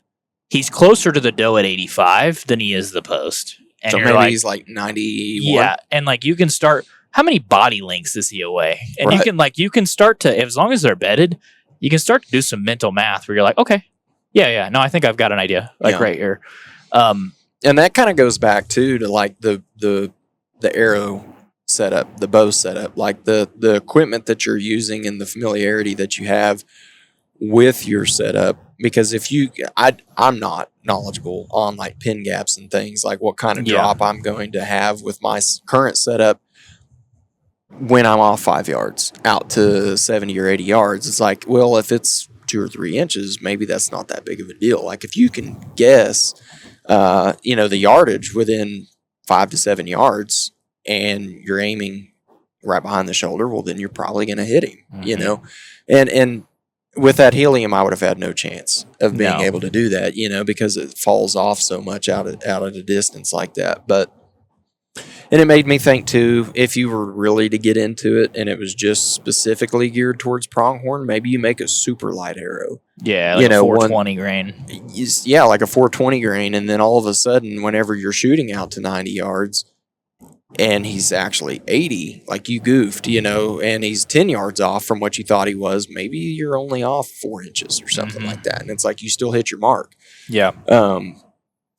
So I don't think those are things that you figure out whenever you mess up, and Yeah, you go just back try to the learn drawing from board. it. Well, that's one of the things that my buddy Scientific Archer does. He has a kind of an Excel table that he sends, and he sent to me based on my setup before. And it's this idea of range forgiveness, you know, of like if I'm aiming at 60 and he's actually 65, what does that actually mean in terms of inches? You know, all variables considered, you know, I hit exactly where I'm going. How many inches would that be off? And if it's like 3, you're like, oh, okay. Yeah. Like that's within my level of variance at that shot distance anyways. Right. And so you're like, that's still, you know, an ethical good shot, but at 85, maybe it's not. Right. And so that's just something you have to kind of figure out. Like if I draw back on a whitetail and he's at 47 yards, when I ranged him and he walks 5 yards closer, like I'm still going to crush him. Yeah. You know, with that same range. So I think that's something to mess with. You have to have the bow that can do it. You got to have the right arrow set up. I think the confidence too, like, and that comes with familiarity with your gear. Like if I knew the capabilities that my setup had, then I would be more willing to test those things. But I become a little bit apprehensive or reluctant, you know, to draw back and shoot an arrow just like this morning, because I questioned it. I don't know exactly how much I'm going to drop. And that's the right thing to do if you don't know. I think it is, you know, I think it is. But if you were to work on it and test out those situations where you're shooting to see what your drop is at those, you know, variances in yardage, then and you know, it's like, okay, well then reasonably it's still an ethical shot opportunity, so I'm gonna take that, because the alternative is you end up in 3 situations where you should have been able to draw your bow back and you don't get a shot, and it's like that's no good either, you know, or at least that's not what the goal of the trip is. So well, you don't want to be out there flinging like, oh, I don't know, man, I thought he was 75 and he was 92. And you're like, dude, you were never in the game. Right. You know what I mean? Like, you got to take all these factors and put them in play to make the best ethical decision that you can in that very moment. And a lot of times that's not shooting. But I feel like I've shot so much 3D this year where I'm like, I know if I'm 2 yards off, like that ain't making a big difference, you know, with the arrow that I have and how hard my bow shoots. You know, I'm still shooting year R2 above 300 feet per second with a moderately heavy arrow, like a very average arrow. So it's hitting like a freaking truck. Yeah. And then also knowing that pronghorn, unlike whitetail, mule deer, and bigger bodied animals, are a very small animal. They're not very big. They're not. Body wise. Like a mature one was like, what, 130 pounds? Maybe? Probably. Yeah. 125. Yeah. They're not super big animals. So, you know, you hit them in the vitals. If you hit them, you're probably going to hit them in the vitals. Yeah.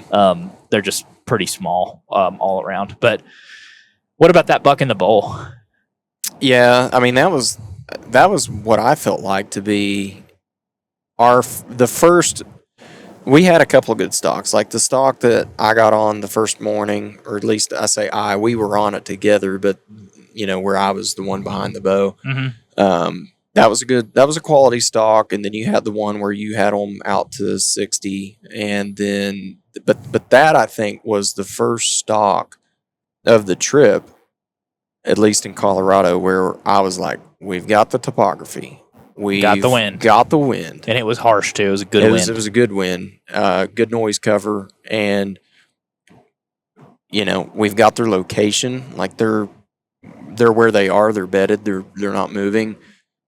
And then just that element of surprise, I feel like is so crucial too. Just like they're not expecting something over around this. Yes. And so,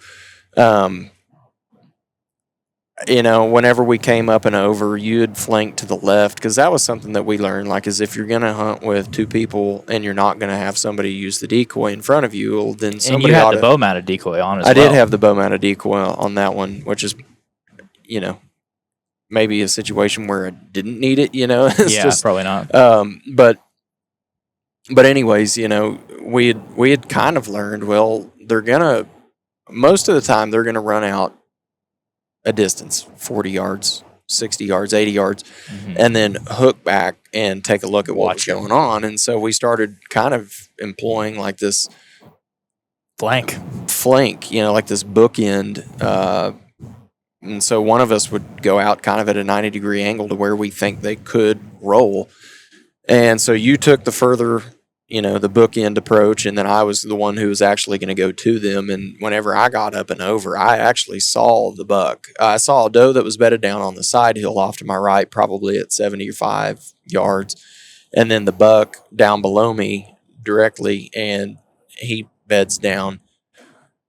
And that was, again, it was about perfect. You get into your spot without being seen, which is a challenge in and of itself. And I had a pretty good sized sagebrush in front of me, and I lean up to go get a range, and again, it was just, there was some frilly grass in front of me, and like, from my perspective, the object in view is certainly the buck, and it's just so frustrating because it's like, what you're picking the yardage up on is so insignificant right now. You know, I would just wish that we could have an understanding, me and my equipment, like, this is what the focus is. But yeah, you want to pull him to the side, like, hey, you're not getting it. That's not it. Man, let's have a quick talk. Hey, he's not 10 yards away. I know he's not. And so, I mean, I probably tried to hit a range on him literally like 10 or 12 times and could not get a range. And so, you know, at that point, I should have been a little more, I don't know, tactful. Patient too, you know, because you get flustered whenever things aren't working in your favor. I'm in the bubble. We need to get about this business right now. It is time. It's time, you know, it's time to draw back or whatever. And there was a fence post behind his doe, and I like ranged it, and then I ranged his doe, and I was just kind of creeping forward as close to him as I could get, where I was still picking up what I knew to be an accurate yardage. And so it was like 110 at the fence post, 108 at the doe, and I knew he was probably 3 yards closer or so. And so I figured he was at 105. I dialed for 105. There's mule deer. And at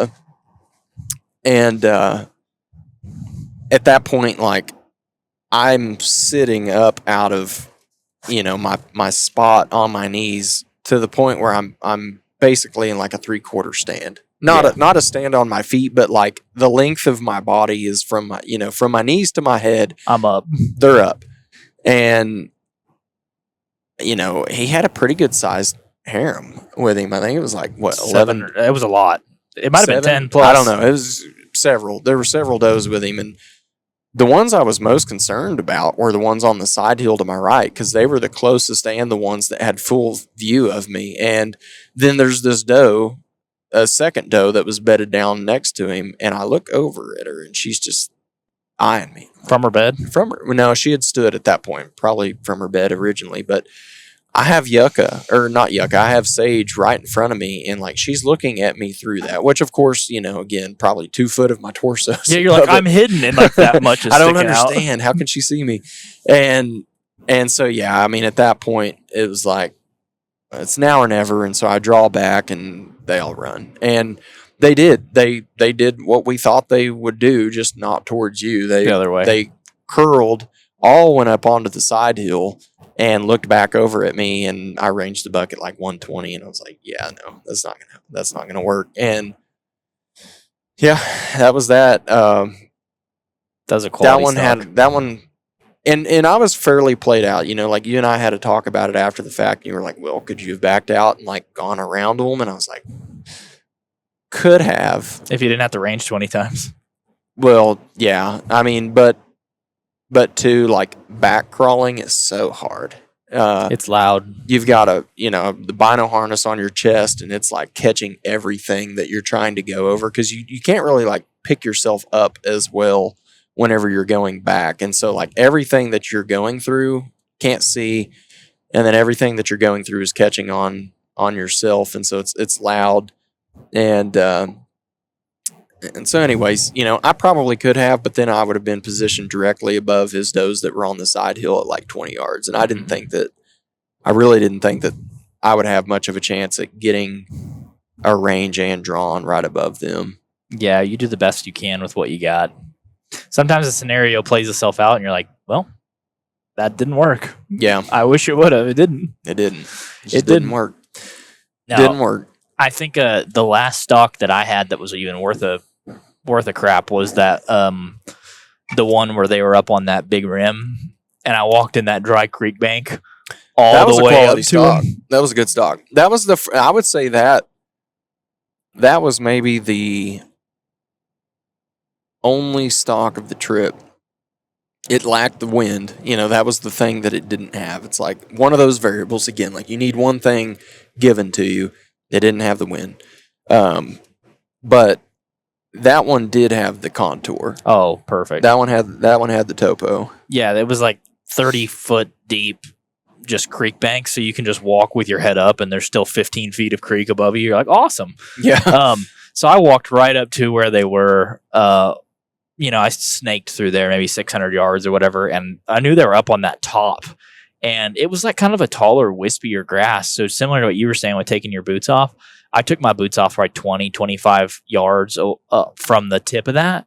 And what was cool is it like kind of walked up to a point where I could just walk at it basically standing up because I'm like walking up a wall. Yeah. And I get up this wall and my wind the entire time is just blowing like 15, 20 miles an hour in the back of my neck. And I'm just like pissed the whole time because like I know they're right here. Like, why? It's just a why situation. This shouldn't be happening. And whenever I'm watching from the truck way up top, they're all bedded.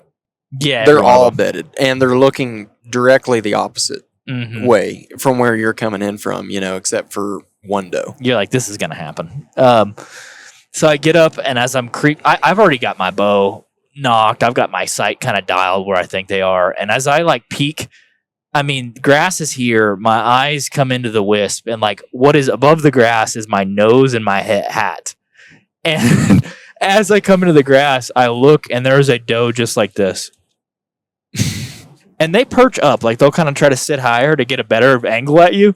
And she's just like perching down on me. She's like looking at me like that. I'm like, frick. And there's a bunch of, like we said, like barely legal bucks in there, and I'm like. And I don't know where they're oriented. Like, I don't know if this is the far right doe. I don't know if that's the middle doe. I don't know if it's the far left. Like, because the others are bedded. And they're all bedded. I can't see any of them. And so I draw back, and like I'm looking at it through my peep sight, and I'm like, that's not a buck. And then I'm like, is it though? And then I'm like, that is not do not do that. That is not a buck. And then as I'm like full draw on her, I look and the buck and all the other does bust up from the left and just take off sprint. And they don't even look. They just get up and sprint. I'm like, that's a disappointing. That's so disappointing too, because like you're used to seeing them bound out 10 or 15 yards, turn around, maybe give you an opportunity. And it's like in the situations where you feel like you actually like you're full draw. Oh yeah, I'm ready. I'm on go. Yeah, I'm on go.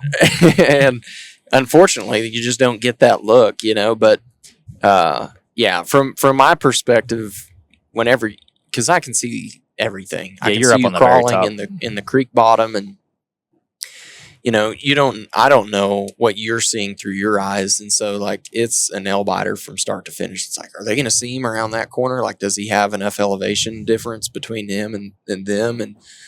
And you got up to the point that you're talking about where you're looking through the grass, and I can see that, all of them are bedded and looking back to the north, I guess, except for the one doe.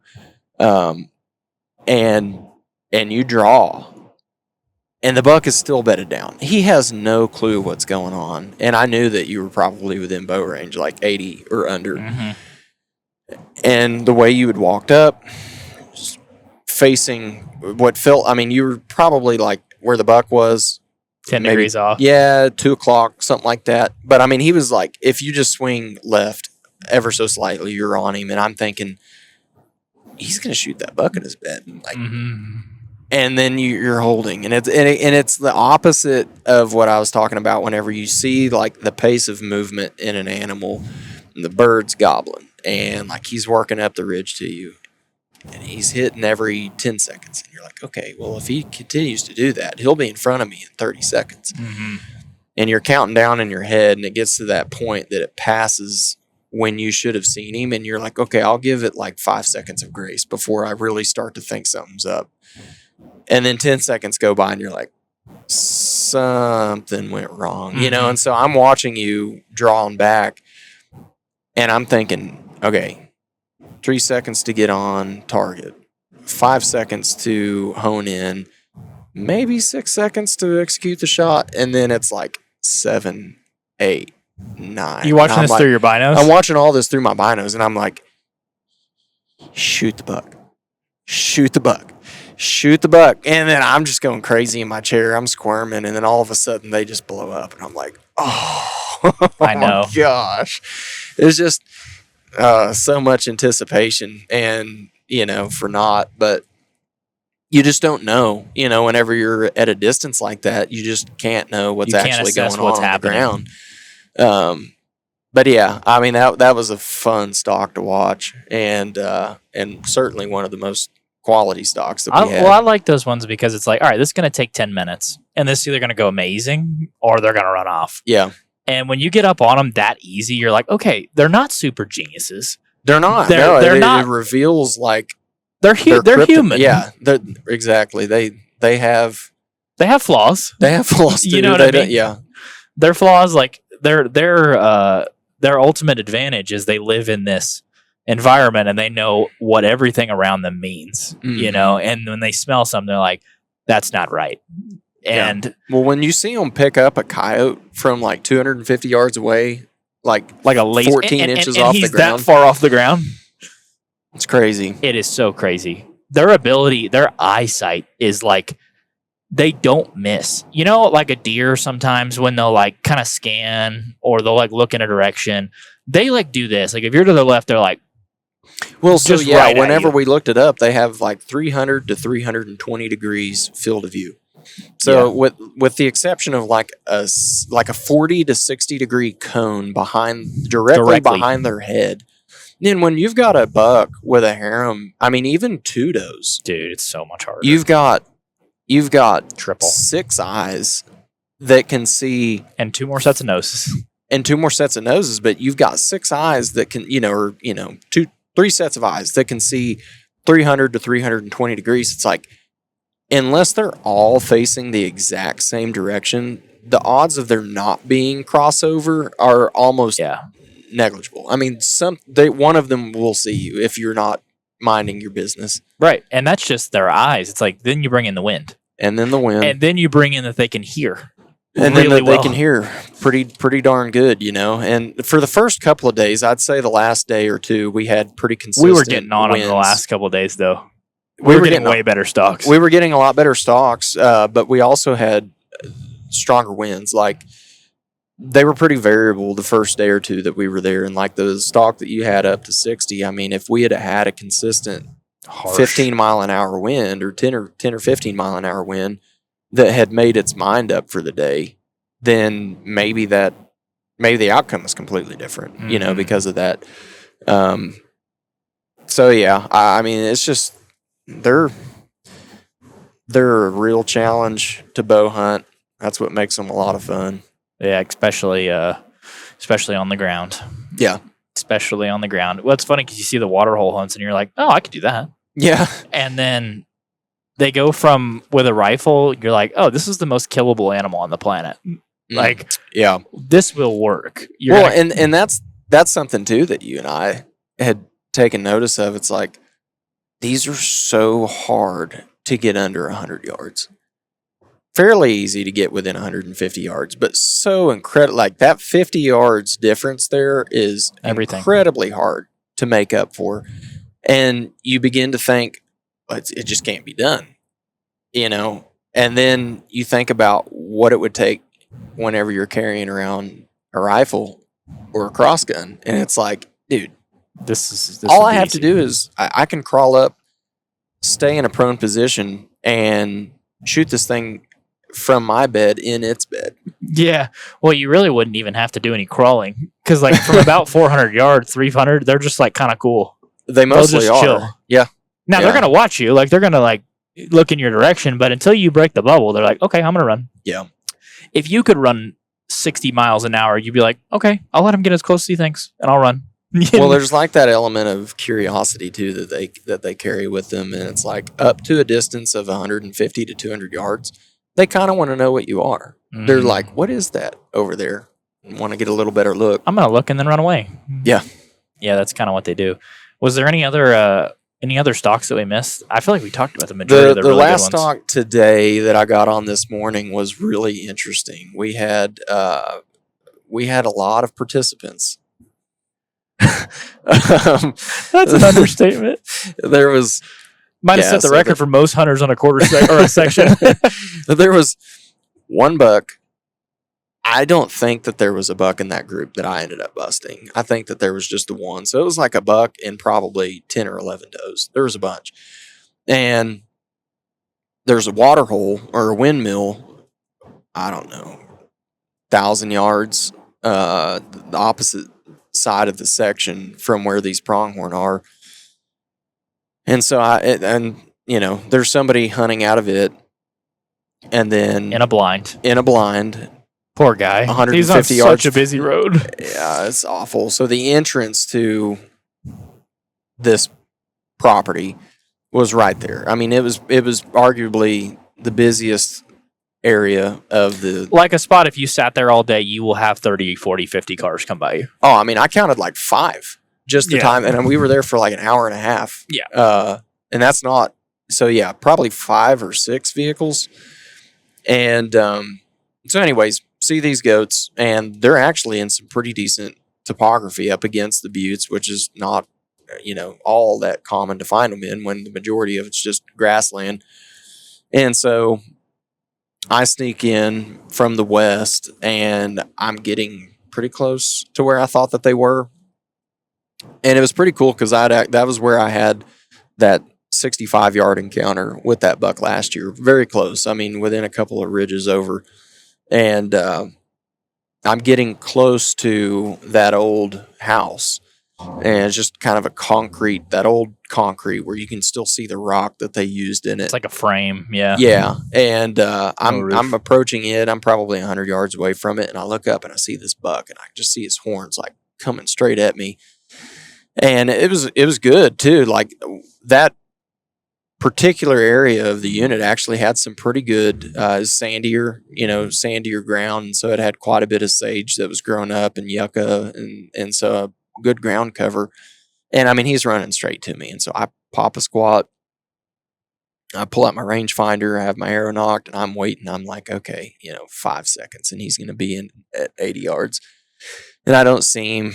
And then after a few minutes of sitting there in the brush, I could hear something. And I've never heard them do this before, but to me, it was kind of like a similar cadence as to what you'll hear like a cock pheasant do in the morning whenever they crow. And it's like,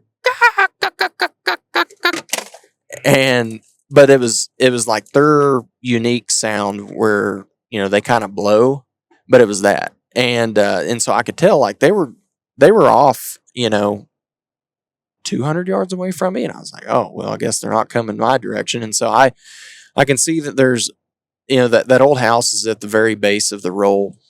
And I thought that there was going to be enough in between me and them. And so I go ahead and make my sneak, and I'm getting closer back towards the edge of the hill. And I pretty well make it. I'm within 5 to 7 yards of that concrete. And it's a wall. I mean, it's probably 10 feet tall. And so I'm thinking, like, if I can get behind this, there's nothing that's going to see me.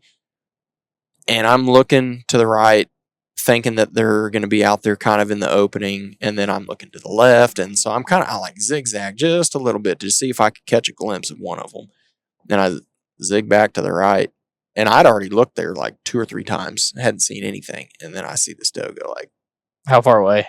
probably 150, 200 yards. Probably 200. And she gets up, she runs, her and her buddies, and I never saw a buck in there. And, well, shoot. But I didn't see the buck, so where is he? And so I get up next to the concrete, and I look back up the drainage, and the buck and 2 does and 2 fawns come out. And so I just sit with them, and they get kind of weird, and they start working back off to the east. And as we're sitting there, I mean, they make a giant loop. I mean, a mile probably, just within the section. They were running all over the place, dude. Yeah, it's crazy. And so they ended up out in front of me, probably 300 yards away, and bedded down and stood up, fed, bed down. And they did that for an hour, I would It was guess, a long probably time, an yeah. hour. And I'm sitting there, and you text me that there's 2 people making a stalk on these on that buck. Well, you think you think you can't be seen. Like, you're like, dude, I wasn't even above the ridge. And I look to the right, and like 500 yards away, I'm like, oh, with my naked eye, I'm like, there's 2 people. Yeah. And so we got the guy in the blind. There's 2 people crawling up from the south, and you're to the north, and the goats are in between all you guys. I'm like, Yes. let's see how this plays out. Yeah, it was pretty interesting. You're thinking, like, if 4 of us can't get it done, then I don't know what. But so yeah, I pulled up my binos, and I could see the 2 people to the south, basically from their belt line up. And I mean, they sat there and glassed those goats for every bit of the same time that I was there. An hour, 45 minutes, and an hour. And the goats kind of had fed closer to me, and I was thinking that at some point that they may just as well come all the way back up close to where they were by me. And at about that time, I'm getting a little antsy. I'm like, okay, something needs to happen here. And so they run by me at like 150 yards, and I'm watching them. They get up into that cut and relax just enough that, you feel somewhat confident that you can make another play on them. And so then they go behind this roll down in what is kind of that ravine. And I went after them. And, you think they're going to be here, so you actually aim way in front of them. That way because they're so much faster you can't than we outwalk are. them. You They can't walk at like outwalk 3 them. times your pace. And so, I mean, I just take the angle that I would think is accurate, and then I like triple that. And so I'm getting up to the top, and I've got an arrow nocked. I looked at my dial. I had a pin for 80, 88, and 94. And I was thinking, like, that's going to cover probably the situation that I'm going to encounter here. And as I peek up, and I had already looked at this spot like 2 or 3 times as I'm approaching it. And it just so happened that, like, as I'm cresting the top, they had also come up to the top. And so You're all like meeting each other. we pretty much met each other at the top of this hill. And so I mean, it couldn't have been more than like the bill of my hat and my eyeballs. And I see this doe, and she sees me, and I just pause, and I'm thinking, okay, like, what combination of things am I going to try here? Yeah, and I thought that they were about 80, 90 yards, but it just looked far. It looked so far.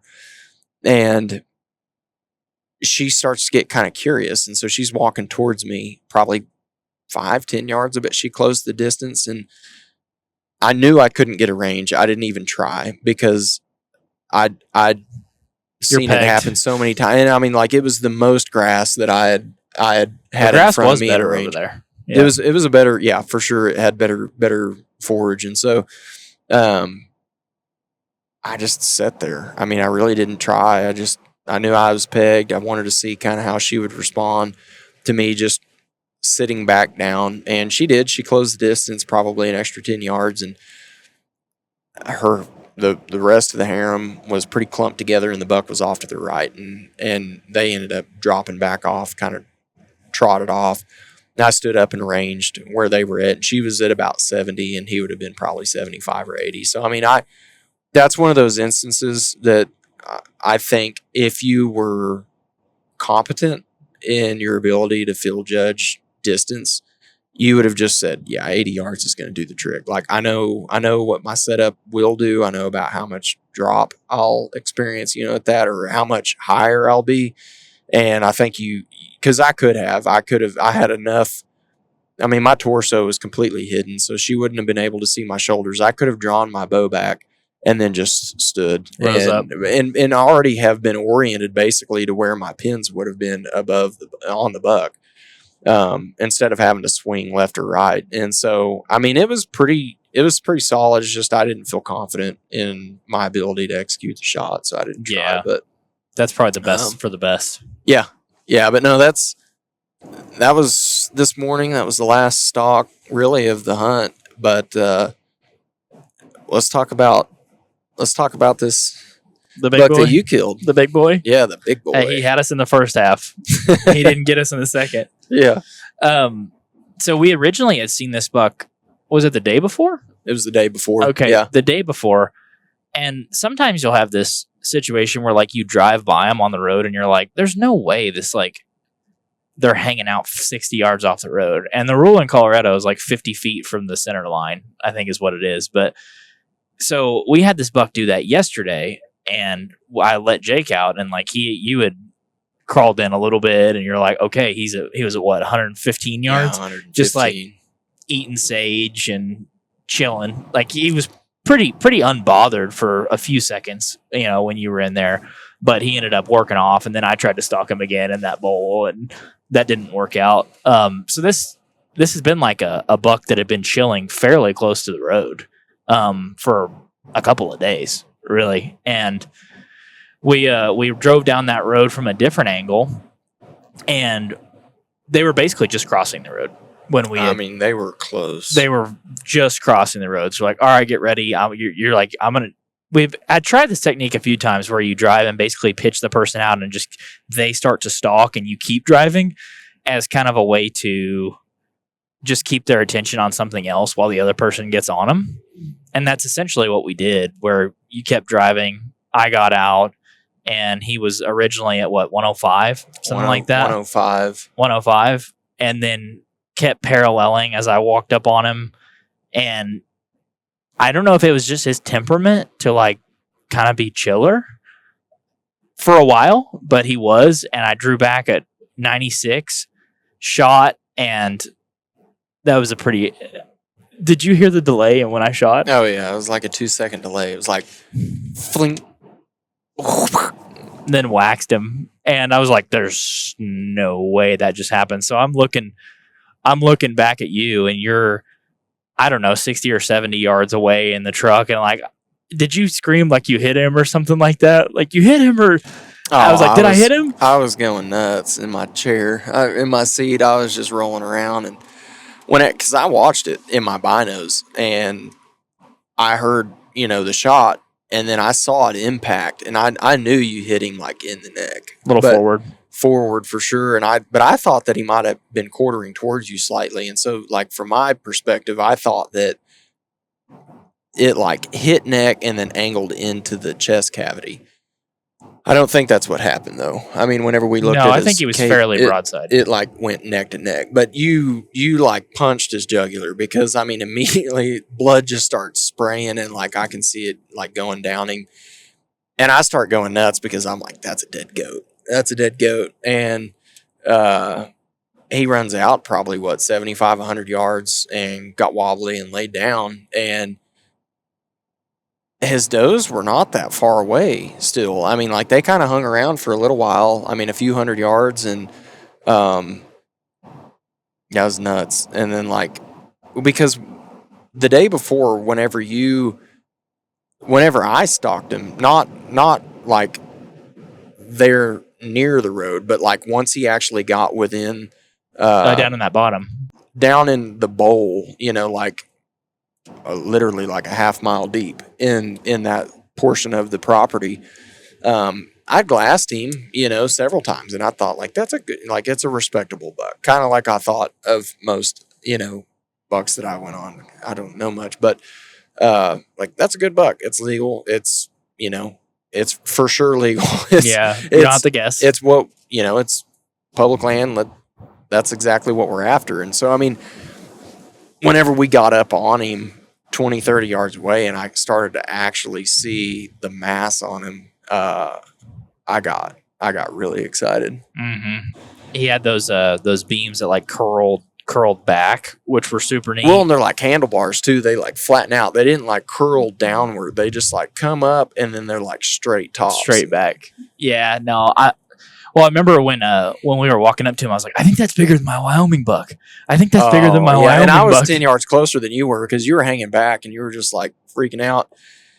And I'm like, dude, you better get up on this buck because like I'm about to touch it. I got to put my hands on him. And I get up there and it just super cool character. Like the left cutter has like this split, Crack. like this crack that separates it from the main antler or horn. And then on he had like a little extra growth Like a little point nub near that cutter, and then on the other side he had several spots where it was like cut. It almost looked like it had been like, I don't know, it was like a chainsaw almost, literally like a little saw like went in and hacked off these little pieces. And then just a super cool buck. The backside of the right, it was almost like the interior was exposed. It was like the sheath on the outside had been rubbed off and you could see like a part of the inner portion of the horn.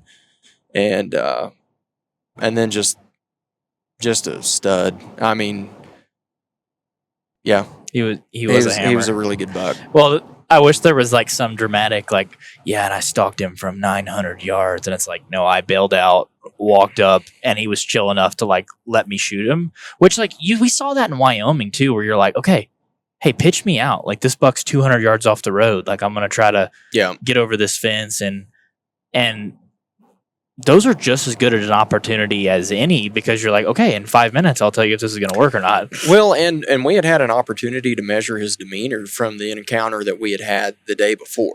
He was super chill when you like get out of the truck. Right. And like, as we're approaching him this like day two, or day two of seeing him, it was like the same thing, except this time his does responded in a similar manner. Whereas the day before, like they were the reason why he freaked out. It seemed like to me. He was chill.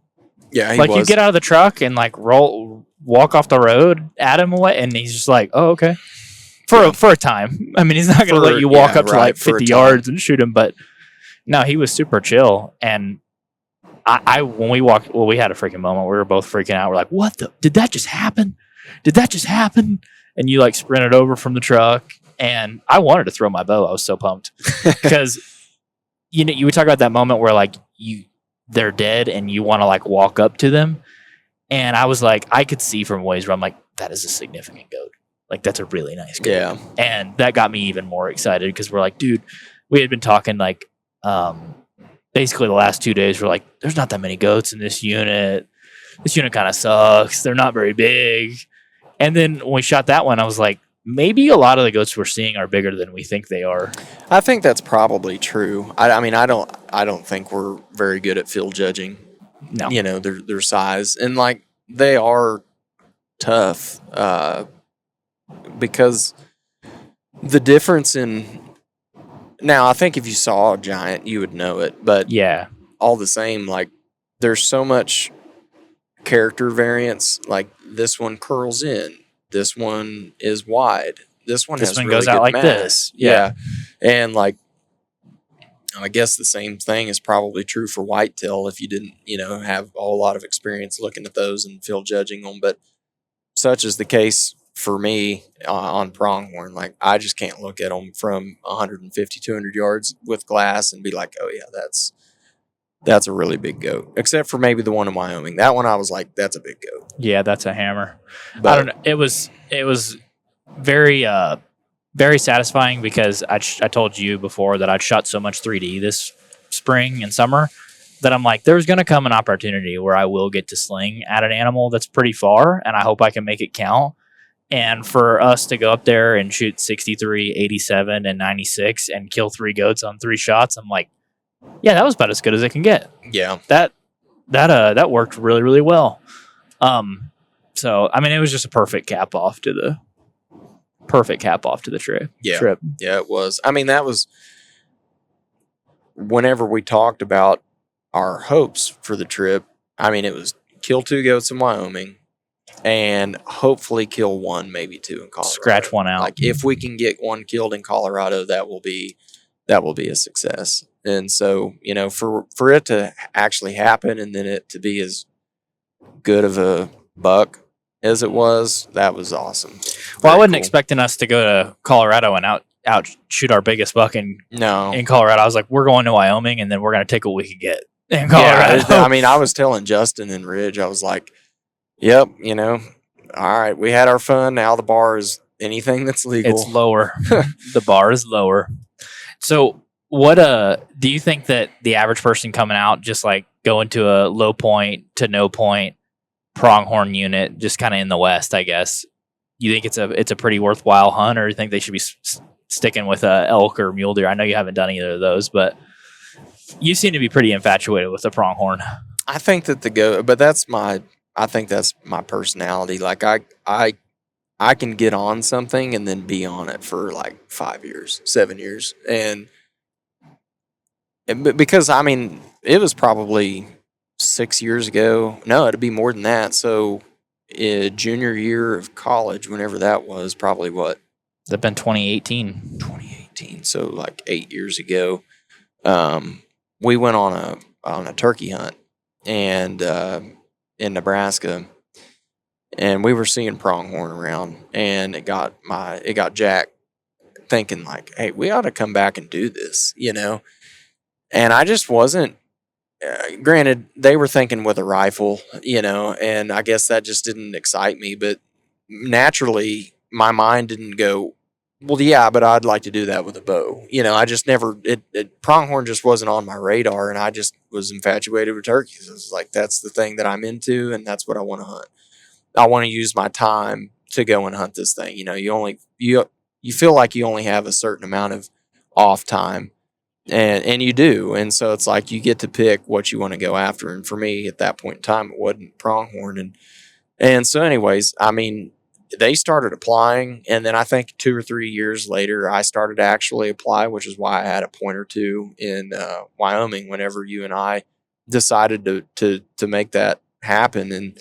And so anyways, you know, I guess for me, because I've gone through seasons where it was like early on, all I could see was right in front of me, and it was whitetails in Oklahoma, and you know, 3 Rios, because back then you used to actually get to shoot 3.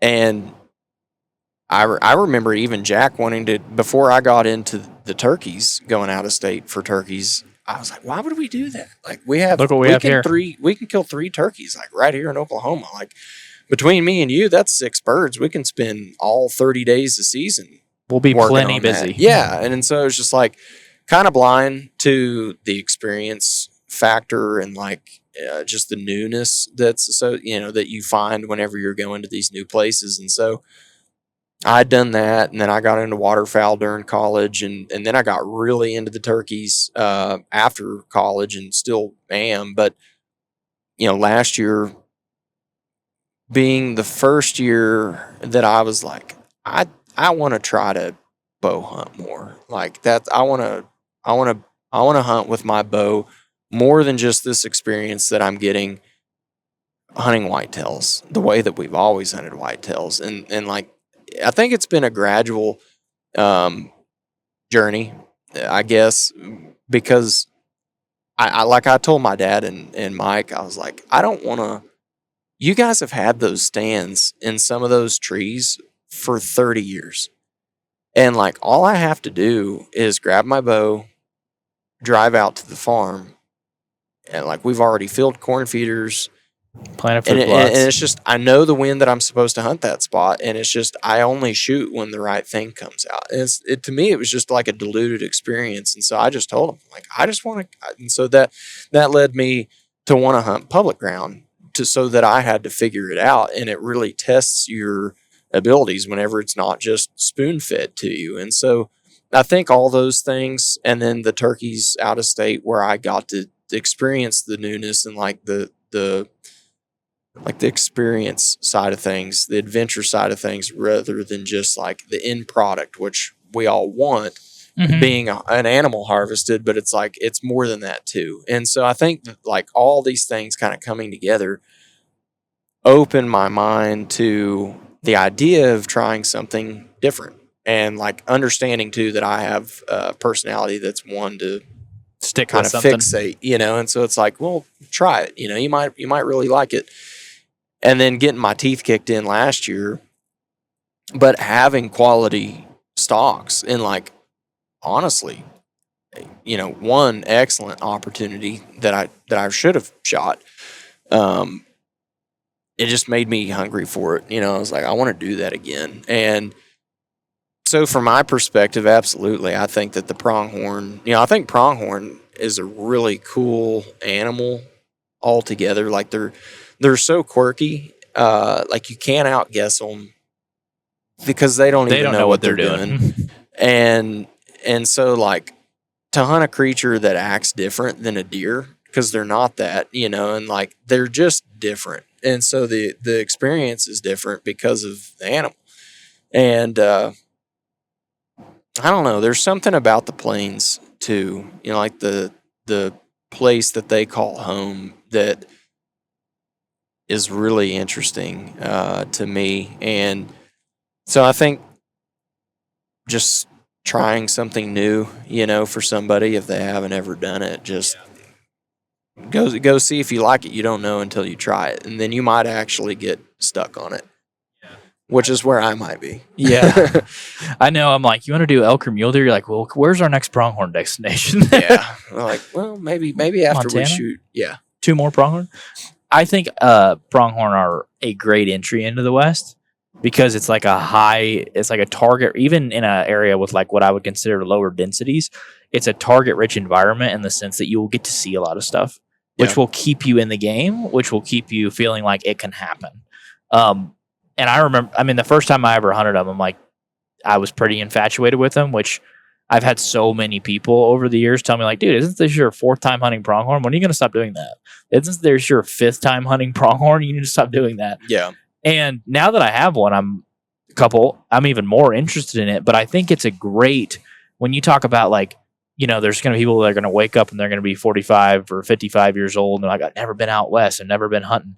Save up some of your points, and even a rifle hunt on a pronghorn would be a great entry to the West. Like coming out and just seeing something different and going on an adventure and grabbing a couple buddies. And it can bring back some of those experiences that like mimic deer camp, which is like camaraderie, being around people after a common goal and just kind of getting after it. And I think that because they're so highly visible, it can be a hunt where you can stay in it for several days and enjoy yourself. You go out on an elk hunt, you don't hear a bugle for 6 days. It's like, I don't think I'm going elk hunting again. I didn't see anything. I didn't. Yeah. And I think too, like you kind of, having done the other things, like if you hunt deer or hunt turkeys, like if you run and gun turkeys and you can and you shoot your bow and like you hunt, or not, necessarily bow hunting, but if you hunt whitetails, it's like the skills are transferable too. Like you don't have to know how to call them. Yeah. It's like you kind of already have all that you need to go out there, like woodsmanship and your essential gear, and then camping equipment, just like whatever you need to stay out there for a few days. And I think that you can get it done. And so that part of it, I think, makes it appealing because it's like not biting off maybe more than you can chew, or like feeling like I'm not in shape to do this. I don't have a backcountry backpack to do this. I don't have the money to shoulder mount it. It's like, dude, you have what you need. Everything. Yeah, just get the tag. Get you some gas and get you the tag and get you some cream sodas and some water and some sandwich meat, and it's going to be good. Yep. It's a very low barrier to entry. And one of the things that we noticed is like out West, dude, you can draw so many of these tags with 0 or 1 point. A lot of them. You can. Archery's not like extremely desirable for pronghorn. You can go to a unit that's like 6 points with a rifle, and it's like, oh no, you can just have an archery tag. You can get one easily with 0 points or 1 point. So I think it's one of those things that if people are kind of itching to have a Western or a different type of experience. It's not just, sitting on your 40 or sitting on your 80 or on, the piece of public that you always have for whitetail. It's a very different, unique experience. And I don't think there's a whole lot that compares to it. They're very much their own thing. Yeah. And I enjoy chasing them around, even though they really piss me off about 80% of the time. They do me too. It was a really fun trip. It was a good trip. Yeah. I mean, three goats was kind of, it'd been great to kill 4, but 3 was kind of already at the upper end of what I thought that was a stretch goal. That was a stretch goal. Yeah, it was a stretch goal for sure. We met the stretch goal. The 4 would have been holy crap, what is happening? Yeah. Type of goal. And to pull the biggest one out of Colorado, we're like, okay, Yeah, beggars can't crazy. be choosers. No. I don't know. It was fun. With that being said, on the pronghorn, what are you feeling next? Pronghorn. Still I feeling don't the know. pronghorn. We've got some points built up in Montana, and I don't think we have enough to do like a general season, which honestly wouldn't be a bad option because I've still never gone elk hunting. Like I've been out to Colorado once, but I wouldn't consider it to have been. You took your bow on a hike? Yes. Yeah, and took it for a walk and Showed it some scenery. yeah, have some nice sunrise pictures with me and my bow. Just about being out there. Bonding time. Yeah.